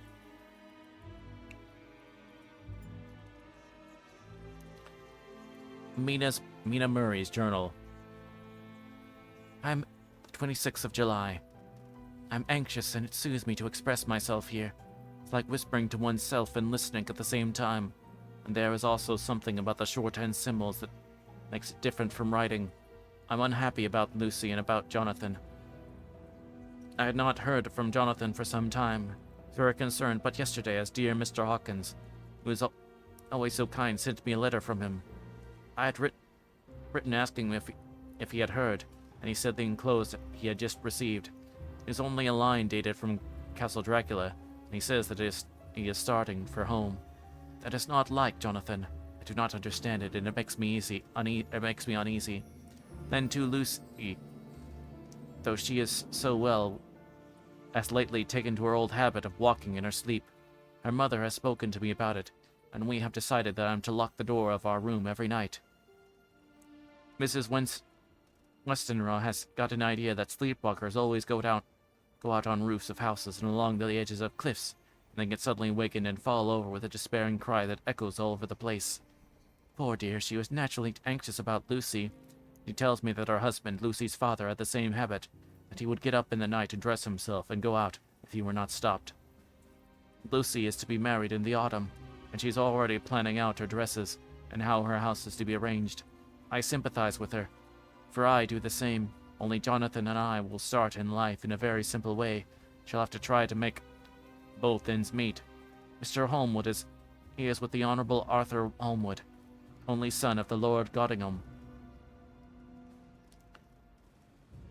He is coming up here very shortly, as soon as he can leave town, for his father is not well. is not very well, and I think dear Lucy is counting the moments till he comes. She wants to take him up in the seat on the churchyard cliff and show him the beauty of Whitby. I dare say it is the waiting which disturbs her. She'll be all right when he comes. The 27th of July. No news from Jonathan. I'm getting quite uneasy about him. Though why I should, I do not know. But I do wish that he would write, if it were only a single line. Lucy walks more than ever, and each night I'm awakened by her moving about the room. Fortunately, the weather is so hot that she cannot get cold, but still the anxiety and the perpetually being awakened is beginning to tell on me. I'm getting nervous and wakeful myself. Thank God, Lucy's health keeps up. Mr. Holmwood has suddenly called to ring to see his father, who's been taken seriously ill. Lucy frets at the postponement of seeing him, but it does not touch her looks. She is a trifle stouter, and her cheeks are a lovely rose pink. She has lost the anemic look which she had. I pray it will all last. The 3rd of August. Another week gone by, and no news from Jonathan, not even to Mr. Hawkins, from whom I have heard. I do hope he is not ill. He surely would have written. I look at the last letter of his, but somehow it does not satisfy me. It does not read like him, and yet it is his writing. There was no mistake of that. Lucy has not walked much in her sleep the last week, but there is an odd concentration about her which I do not understand. Even in her sleep she seems to be watching me. She tries the door and, finding it locked, goes about the room searching for the key. The 6th of August. Another 3 days and no news. The suspense is getting dreadful. If only I knew where to write to or where to go, I should feel easier. But no one has heard a word of Jonathan since that last letter. I must only pray to God for patience. Lucy is more excitable than ever, but is otherwise well. Last night was very threatening, and the fishermen say that we are in for a storm. I must try to watch it and learn the weather signs. Today is a grey day, and the sun, as I write, is hidden in thick clouds, high over Kettleness. Everything is grey except the green grass, which seems like emerald amongst it, grey earthy rock, grey clouds, tinged with the sunburst at the far edge, hang over the grey sea, into which the sand points strayed like grey figures. The sea is tumbling in over the shallows and the sandy flats with a roar, muffled in a sea mist drifting inland. The horizon is lost in a grey mist. All vastness, the clouds are piled up like giant rocks, and there is a brool over the sea that sounds like some passage of doom.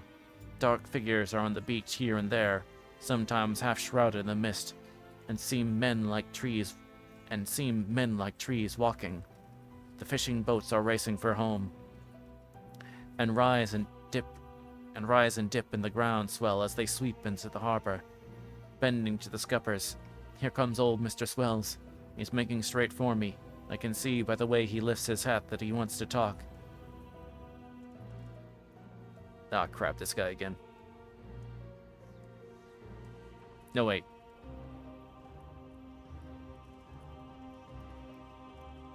Yeah, it's him again. Crap.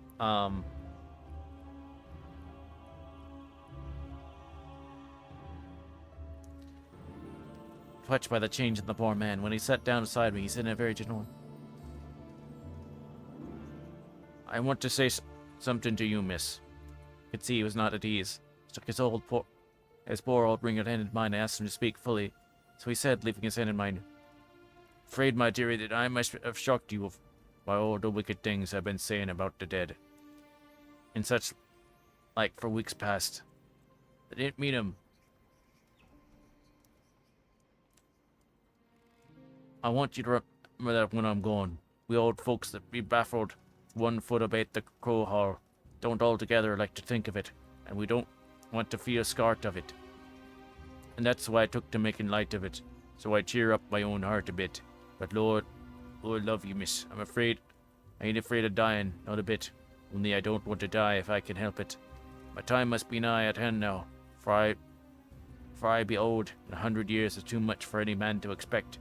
And I'm so nigh that the old man is already whetting his scythe.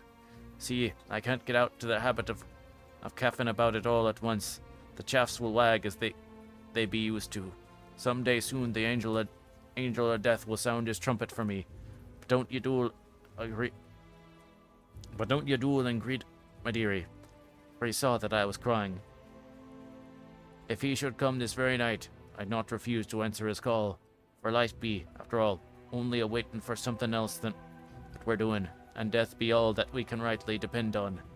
But I'm content, for it's coming to me, my dearie. Come quick. It may be coming while we be looking and wondering. Maybe it's in that wind out over the sea that bringing with its loss and wreck and sore distress. It's all right. Look, he cried suddenly. Something in that wind, and the host beyond that sounds and looks and tastes and smells like death. It's in the air. I feel it coming. Lord, make me answer cheerful when my call comes. He held up his arms devoutly and raised his hat.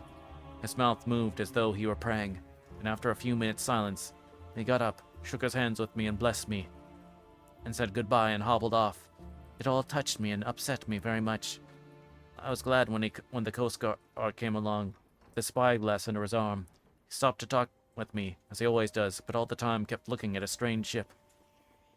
I can't make her out, he said. She's Russian by the look of her, but she's knocking about in the queerest way. She doesn't know her mind a bit. She seems to see the storm coming, but can't decide to run up north in the open or to put in here. Or again, she's steering mighty strangely, for she doesn't mind the hand on the wheel changes about with every puff of wind. We'll hear more of her before this time tomorrow.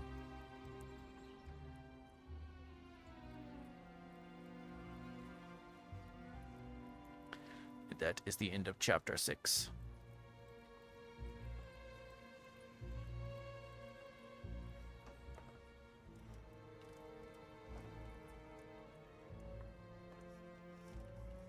Okay, we'll go ahead and do chapter 7 tonight.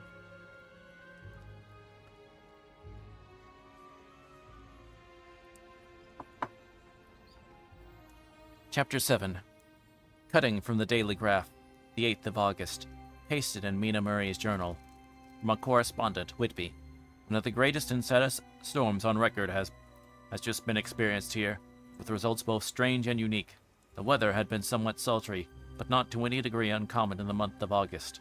Saturday evening was as fine to us as ever known, and the great body of holiday-makers laid out yesterday for visits to Mulgrave Woods, Robin Hood's Bay, Rig Mill, Brunswick, Staithes, and various trips in the neighborhood of Whitby. The steamers Emma and Scarborough made trips up and down the coast, and there was an unusual amount of tripping both to and from Whitby. The day was unusually fine till the afternoon, when some of the gossips who frequent the East Cliff churchyard, and from the commanding eminence watched this wide sweep of sea visible to the north and east, called attention to a sudden show of mares' tails high in the east to the northwest. The wind was then blowing from southwest in the mild degree which in barometrical language is ranked number 2 light breeze. The Coast Guard on duty at once made report, and one old fisherman, for more than half a century, had kept watch on weather signs from the East Cliff, foretold in an emphatic manner the coming of a sudden storm.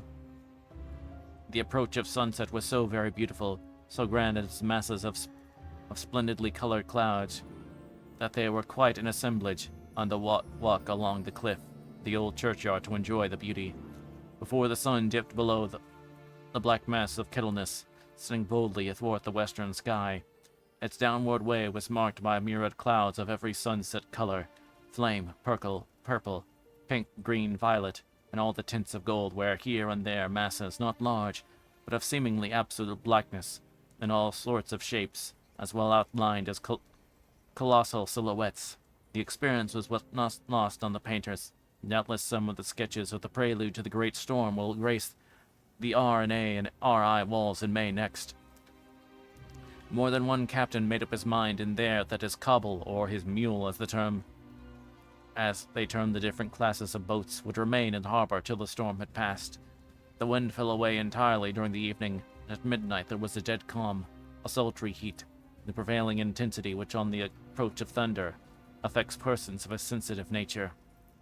There are but few lights in sight at sea, for even the coasting steamers, which usually hug the shore so closely, kept well to seaward, and but few fishing boats were in sight. The only sail noticeable was a foreign schooner, with all sails set, which was seemingly going westwards. The foolhardiness or ignorance of her officers was a prolific theme for comment while she remained in sight, and efforts were made to signal her to reduce sail in face of her danger.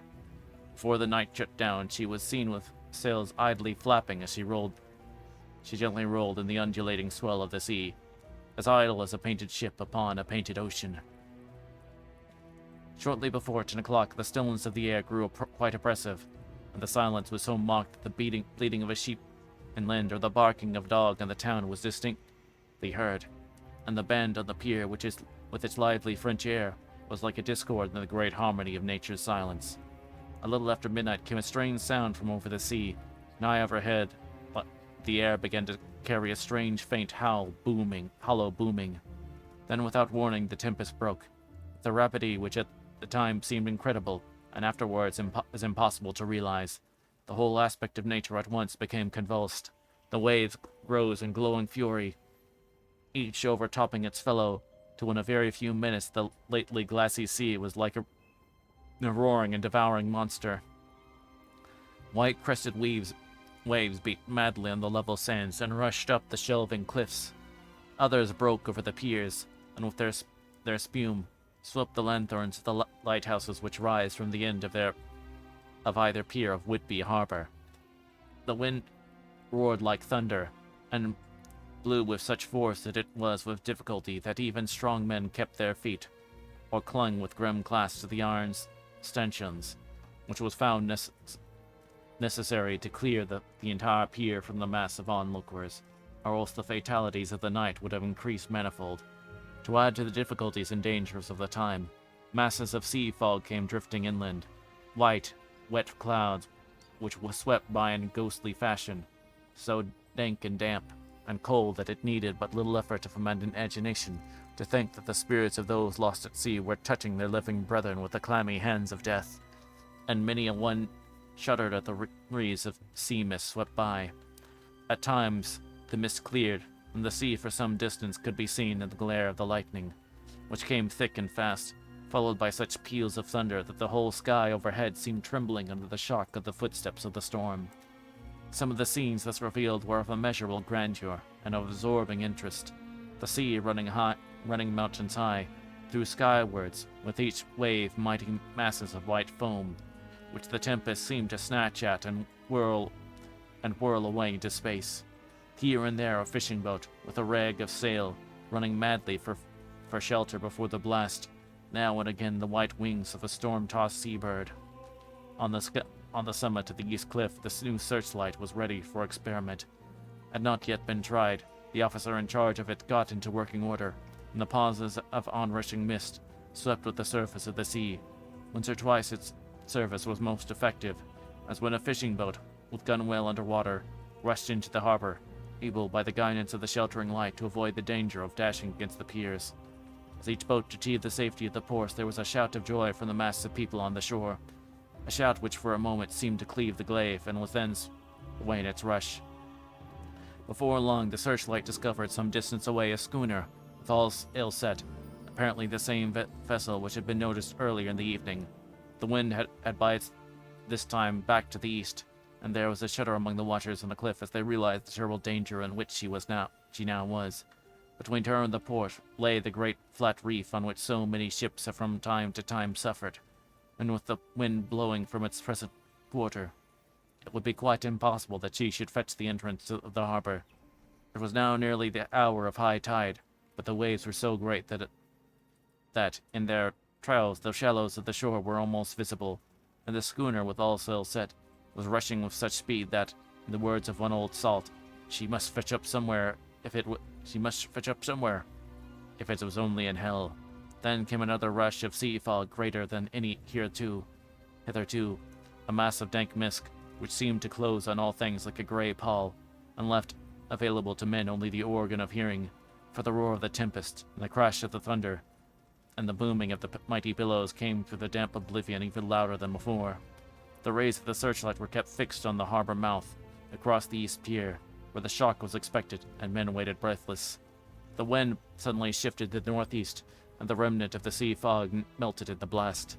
And then, Mird Ulu Dictu, between the piers, leaping from wave to wave as it rushed at headlong speed, swept the strange schooner before the blast, with all sails set, and gained the safety of the harbor. The searchlight followed her, and a shudder ran through all who saw her, for lashed to the helm was a corpse, with drooping head, which swung horribly to and fro at each motion of the ship. No other form could be seen on the deck at all. A great awe came on all as they realized the ship, as if by a miracle, had found the harbor, unsteered save by the hand of a dead man. However, all took place more quickly. It takes to write these words.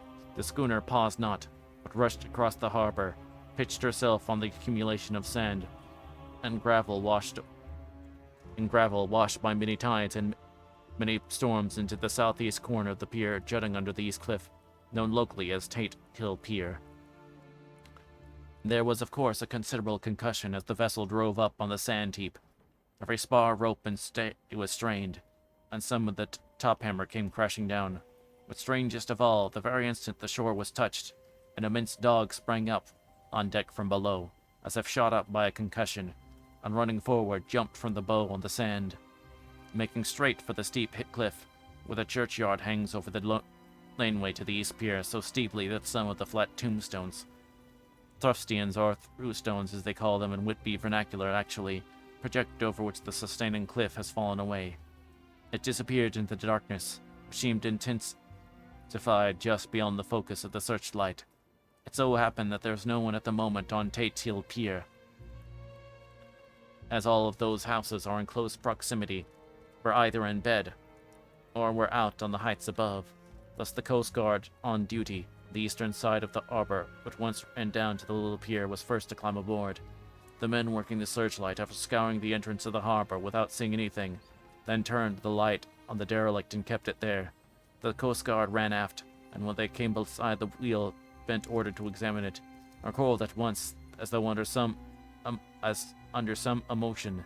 This thing seemed to pique general curiosity. Quite a number of people began to run. There's a good way round from the west cliff from the drawbridge to Tate Hill Pier, but your correspondent is a fairly good runner, and came well ahead of the crowd. When I arrived, however, I found already assembled on the pier a crowd, whom the Coast Guard and police refused to allow to come on board. By the courtesy of the chief boatman, I was, as your correspondent, permitted to climb on deck, and was one of the small group who saw the dead seaman, whilst actually lashed to the wheel.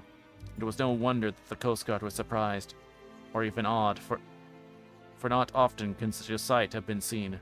The man was simply fastened by his hands, tied one over the other, to a spoke of the wheel.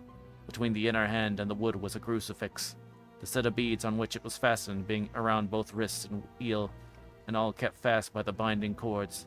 The poor fellow may have been seated at one time, but the flapping and buffeting of the sails had worked through the rudder of the wheel, and had dragged him to and fro so that the cords which he was tied had cut the flesh to the bone.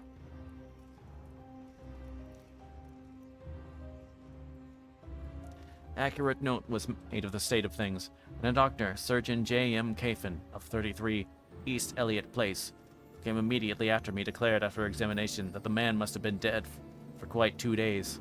In his pocket was a bottle, carefully corked, empty save for a little roll of paper, which proved to be the addendum to the log. The Coast Guard said the man must have tied up his own hands, fastening the knots with his teeth.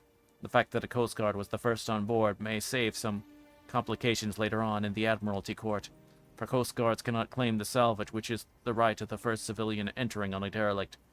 Already, however, the legal tongues are wagging, and one young law student is loudly asserting that the rights of ownership are already completely sacrificed, his property being held in contravention of statutes of Mortman, since the tiller, as emblemship, if not proof of delegated possessions, is held in a dead hand. It is needless to say that the dead steersman, which has been reverently removed from the place which he held his honorable watch and ward till death, a steadfastness as noble as that of the young Casabianca, and placed in the mortuary to await inquest. Already the sudden storm is passing, its fierceness is abating. Crowds are scattering backward, and the sky is beginning to redden over the Yorkshire worlds. I shall send in time for your next issue for the details of the derelict ship which found her way so miraculously into harbor in the storm. August 9th. The sequel to the strange arrival of derelict in the storm schooner last night is almost more startling than the thing itself. It turns out the schooner is Russian from Varna and is called the Demeter. She is almost entirely in ballast of silver sand, with only a small amount of cargo, a number of great wooden boxes filled with mold. This cargo was consigned to a Whitby solicitor, Mr. S.F. Billington of 7 The Crescent. This morning went aboard and took formal possession of the goods consigned to him. The Russian consul, too, acting for the charter party, took formal possession of the ship and paid all the harbor dues, etc. Nothing is talked about here today except the strange coincidence.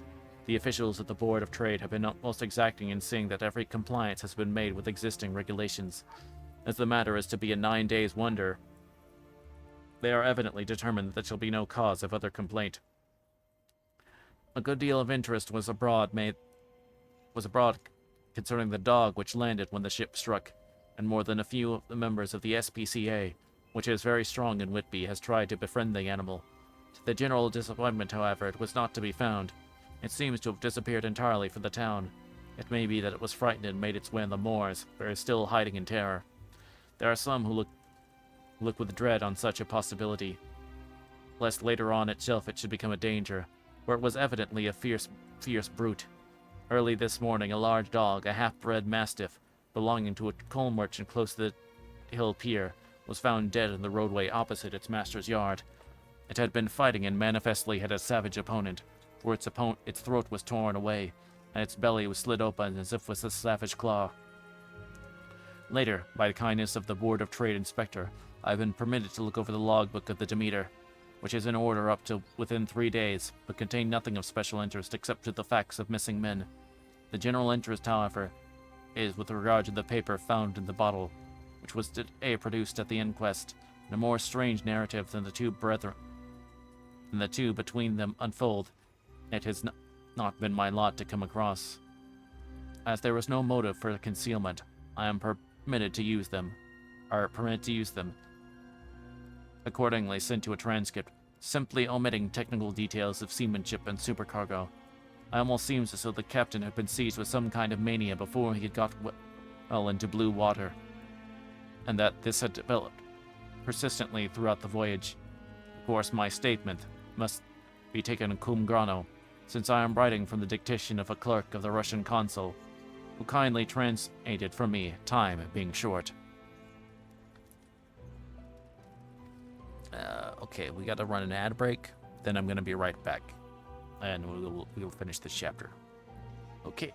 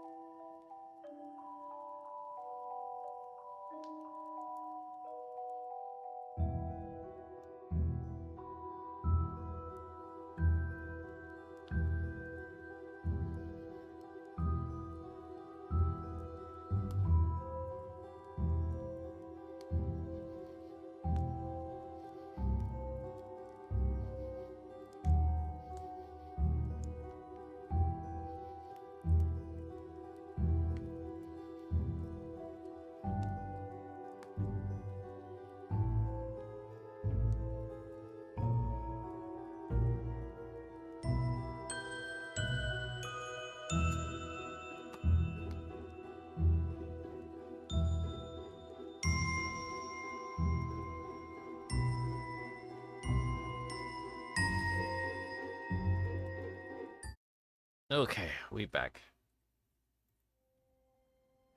Thank you for your patience. Alright.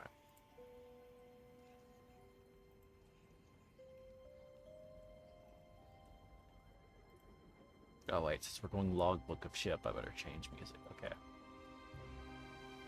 Uh...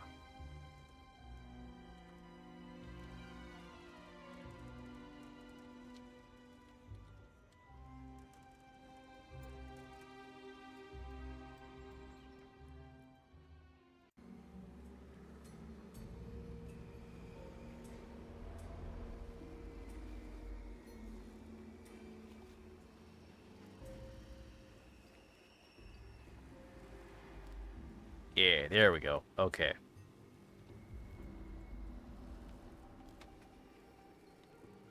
Log of the Demeter, Verna to Whitby. Written 18th of July. Things so strange happened that I shall accurate note henceforth till we land. On the 6th of July, we finished digging in cargo. Silver sand and boxes of earth. At noon, set sail. East wind, fresh crew, 5 ends. 2 mates, cook and myself, captain. The 11th of July at dawn, entered Bosphorus, boarded by Turkish custom officers, Bakshish. All correct, underway at 4 p.m. 12th July through Darnellis, more customs officers in flagboat of guarding squadron. Bakshish again. Work of officers thorough, but quick. Want of us soon off, at dark past into archipelago. The 13th of July, past Cape Matapan. Crew dissatisfied about something, seemed scared, would not speak out. On July 14th of July, was somewhat anxious about crew. Men all steady fellows who sailed with me before, mate could not make out what was wrong. They only told me there was something, and crossed themselves. Mate lost temper with one of them that day and struck him. Expected fierce quarrel, but all was quiet. On 16th of July, mate reported in the morning that one of my crew, Petrovsky, was missing. Could not account for it. Took Larfa to watch 8 bells last night, was relieved by Amramov, but did not go to bunk. Men more downcast than ever. All said they expected something of the kind, but would not say more than there was something aboard. Mate getting very impatient with him. Feared some trouble ahead. On the 17th of July, yesterday, one of the men, Ulgarin, came to my cabin. In an awestruck way confided to me that he thought there was a strange man aboard the ship. He said that in his watch he had been sheltering behind the deckhouse as there was a rainstorm. He saw a tall, thin man who was not like any of the crew come up the companionway and go along the deck forward and disappear. He followed cautiously, but when we got to the bows, found no one, and the hatchways were all closed. He said in a panic of superstitious fear, "I'm afraid the panic may spread. To allay it, I shall today search the entire ship carefully from stern to stern." Later in the day, I got together the whole crew and told them, as they evidently thought there was someone in the ship, we would search from stem to stern. First mate getting angry, said it was folly to yield that such foolish ideas would demoralize the men. Said he would engage them and keep them out of trouble at the handspike. I let him take the helm, while the rest began a thorough search, all keeping abreast with lanterns. We left no corner unsearched. As there was only the big wooden boxes, there was no odd corners where a man could hide. Men much relieved when searched over and went back to work cheerfully. First mate scowled but said nothing. 22nd of July, rough weather last 3 days and all hands busy with the sails, no time to be frightened. Men soon to have forgotten their dread. Mate cheerful again, and all on good terms. Praised men for their work in bad weather. Past Gibraltar out through straits, all well. 24th of July, there was some doom over the ship, already a hand short and entering the Bay of Biscay, with wild weather ahead, and yet last night another man disappeared like the first. He came off his watch and was not seen again. Men all in a panic of fear, sent around Robin, asking to have double watch, as they feared to be alone. Mate angry, fear there will be some trouble, as either he or the men will do violence. 20th July, 4 days in hell, knocking about in a sort of maelstrom, and the wind and a tempest. No sleep for anyone, men all worn out, hardly know how to set a watch, since no one fit to go on. Second mate volunteered to steer and watch, and let men snatch a few hours' sleep. Wind abating. Sea still terrific, but feel them less, as ship is steadier. 29th of July, another tragedy. Had single watch tonight as crew too tired to double. When morning watch came on deck, could find no one except steersman. Raised outcry, and all came on deck. Thorough search, but no one found. Are now without second mate and crew in a panic. Mate and I agreed to go armed henceforth and wait for any sign of cause. 30th July, last night. Rejoicing as we are nearing England. Weather fine, all sails set. Retired, worn out, sleep soundly. Awakened by Mike telling me that both men of watch and steersman missing. Only self and mate and 2 hands left at work ship. 1st of August, 2 days of fog and not a sail sighted. I'd hoped when in English Channel to be able to signal for help or get in somewhere. Not having power to work sails. Have to run before wind, dare not lower. As could not raise them again. We seem to be drifting towards some terrible doom. Made are now demoralized than either of them. His stronger nature seems to have worked inwardly against himself. Men are far beyond fear, working solidly and patiently, with minds made up to worst. They are Russian, he Romanian. 2nd of August, midnight. Woke up from a few minutes to sleep by hearing a cry. Seemingly outside my port, could see nothing in the fog. Rushed on deck and ran against mate. Told me to cry and ran, but no sign of man on watch. One more gone, Lord help us. Mate says we should be passing Straits of Dover. As in a moment of fog, he saw white foreland. Just as he heard the man cry out. If so, we are now off in the North Sea, and only God can guide us in the fog, which seems to move with us, and God seems to have deserted us. The 3rd of August, at midnight, I went to relieve the man at the wheel. When I got it, found no one there. The wind was steady, and as we ran before it, there was no yawning. I dared not leave it, so shouted for the mate. After a few seconds, he rushed up the deck in his flannels, wild-eyed and haggard, and I greatly fear for his reason has given way. He came close to me and whispered hoarsely, with his mouth to my ear, as though the very air might hear. It is here. I saw it. It's here. I know it now. The watch last night. I saw it like a man, tall and thin, and ghastly pale. It was in the bows and looking out. I crept behind it, and gave it my knife, but the knife went through it, empty as the air. As he spoke, he took the knife and drove it savagely into space. Then he went on. It's here. I'll find it. It's in the hold. Perhaps in one of those boxes. I'll screw them one by one. Hugh worked the helm. With a warning look and his finger on his lip, he went below. There was springing up a choppy wind, and I could not leave the helm. I saw him come out on the deck again with the tool chest and lantern, and go down the forward hatchway. He is mad, stark, raving mad. It's no use trying to stop him. He can't hurt those big boxes. They are invoiced as clay. And to pull them about is as harmless a thing as he can do. So here I stay and mind the helm, and write these notes. I can only trust in God and wait till the fog clears. Then if I can't steer to any harbor with the windness, I shall cut down the sails and lie by and signal for help. It is nearly all over now, just as I was beginning to hope the mate would come out calmer, for I heard him knocking away at something in the hold, and the work is good for him. There came up the hatchway a sudden startled scream which made my blood run cold.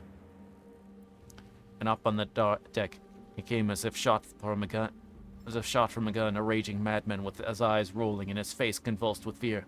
Save me! Save me! He cried, and then looked round on the blanket of the fog. His horror turned to despair, and in a steady voice he said, Better come to, Captain. It's too late.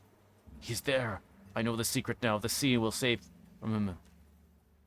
It is all that is left. Could say a word. I moved forward to seize him. He sprang on the bulwark and nearly threw himself into the sea. I suppose I know the secret too now. It was this madman who had got rid of the men one by one, and now he has followed them himself. God help me. How am I to account for all these horrors when I get to port? When I get to port, will that ever be? 4th of August. Still fog, which the sunrise cannot pierce. I know there is sunrise because I'm a sailor. Why else I know not. I dared not go below. I dare not leave the helm. So here all night I stayed, and in the dimness of the night I saw him. God forbid me, but the mate was right to jump aboard. It was better to die like a man, to die like a sailor in blue water. No man can object. But I am captain, and I must not leave my ship. But I shall battle this fiend or monster. For I shall tie my hands to the wheel when my strength begins to fail. Along then I shall tie that which it dares not touch. And then, come good wind or foul, I shall save my soul and my honor as a captain.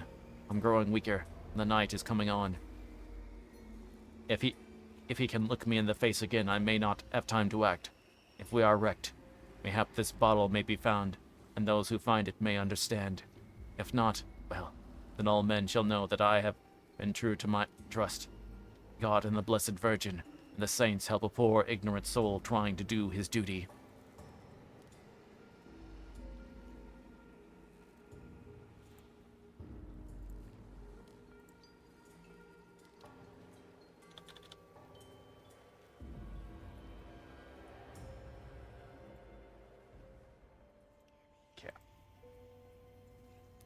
Of course, the verdict was an open one. There was no evidence to adduce. Whether or not the man himself committed the murder, there was now none to say. The folk hear almost universally that the captain is simply a hero, and he is to be given a public funeral. Already it is arranged that his body is to be taken with a train of boats up the Esk for a piece, and then brought back to Tate Hill Pier, and up the Abbey steps, where he is to be buried in the churchyard on the cliff. The owners of more than 100 boats have already given their names as wishing to follow him to the grave. No trace has ever been found of the great dog, at which there is much mourning, for, with public opinion in its present state, he would, I believe, be adopted by the town. Tomorrow we'll see the funeral, and so will end this one more mystery of the sea. Mina's journal. The 8th of August. Lucy was very restless all night, and I too could not sleep. The storm was fearful, and as it boomed loudly among the chimney pots, it made me shudder. A strange puff came in. It seemed like a distant gun. Strangely enough, Lucy did not wake, but she got up twice and dressed herself. Fortunately, each time I awoke in time and managed to undress her without waking her, and got her back to bed. It's a very strange thing, this sleepwalking, for as soon as her will is thwarted in any physical way, her intention, if there be any, disappears, and she yields herself almost exactly to the routine of her life. Early in the morning, we both got up and went down to the harbor to see if anything had happened at night. There were very few people about, though the sun was bright and the air clear and fresh. The big, grim-looking waves that seemed dark themselves because the foam had topped them was like snow, forcing themselves in through the mouth of the harbor, like a bullying man going through the crowd. Somehow I felt that Jonathan was not in the sea last night, but on land. But oh, is he on land or sea? Where he is, and how? I'm getting fearfully anxious about him. If I only knew what to do and could do anything. 10th of August. The funeral of the poor sea captain today was most touching. Every boat in the harbor seemed to be there. The coffin was carried by captains from Tate Hill Pier up to the churchyard. Lucy came up with me, and we went early to our old seat. And while the cortege of boats went up the river to the viaduct and came down again, we had a lovely view, and saw the procession nearly all the way. The poor fellow was laid to rest near our seat, so that we stood on it, when the time came and saw everything.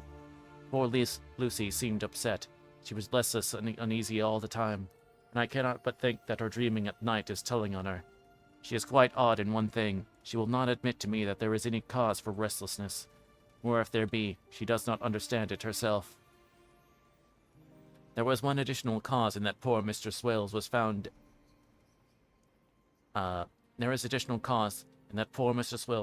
dead this morning on our seat, his neck being broken.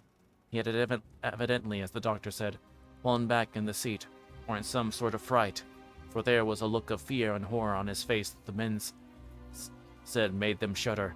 Poor dear old man. Lucy is so sweet and sensitive that she feels influence more acutely than other people. Just now she is quite upset by a little thing which I did not much heed, though I am very myself fond of animals. One of the men who came here often to look for the boats was followed by his dog. The dog is always with him. They're both quiet persons, and I never saw the man angry nor the dog bark. During the service, the dog would not come to its master. It was on the seat with us, but kept a few yards off, barking and howling. Its manner spoke to it gently and then harshly, and then angrily, but it would neither come nor cease to make a noise. It was in a fury, with its eyes savage, and all its hair bristling out like a cat's tail when puss is on the warpath. Finally, the man got angry and jumped down and kicked the dog, and then took it by the scruff of the neck and half dragged it and half threw it on the tombstone which the seat was fixed.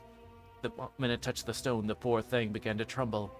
Did not try to get away, but crouched down, quivering and cowering, such an pitiable state of terror that I tried, without effect, to comfort it. Lucy was full of pity too. She did not attempt to touch the dog, but looked at it in an agonized sort of way. I greatly fear that she is of super-sensitive a nature to go through the world without trouble. She will be dreaming of this tonight, I'm sure. The whole agglomeration of things, the ship steered into port by a dead man, his attitude tied to the wheel with the crucifix and beads, the touching funeral, the dog now furious and now in terror, with all afforded material for her dreams. I think it will be best for her to get to bed tired out physically, so I shall take her for a long walk by the cliffs to Robin Hood's Bay and back. She ought not to have much inclination for sleepwalking then.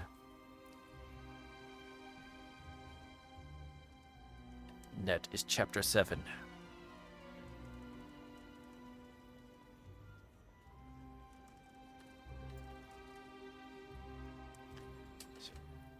I think we're going to call it for right there for tonight. And then so we'll pick up next week. I hope y'all enjoyed the reading for tonight. So next time we'll pick up with chapter 8. Until then, see y'all next time.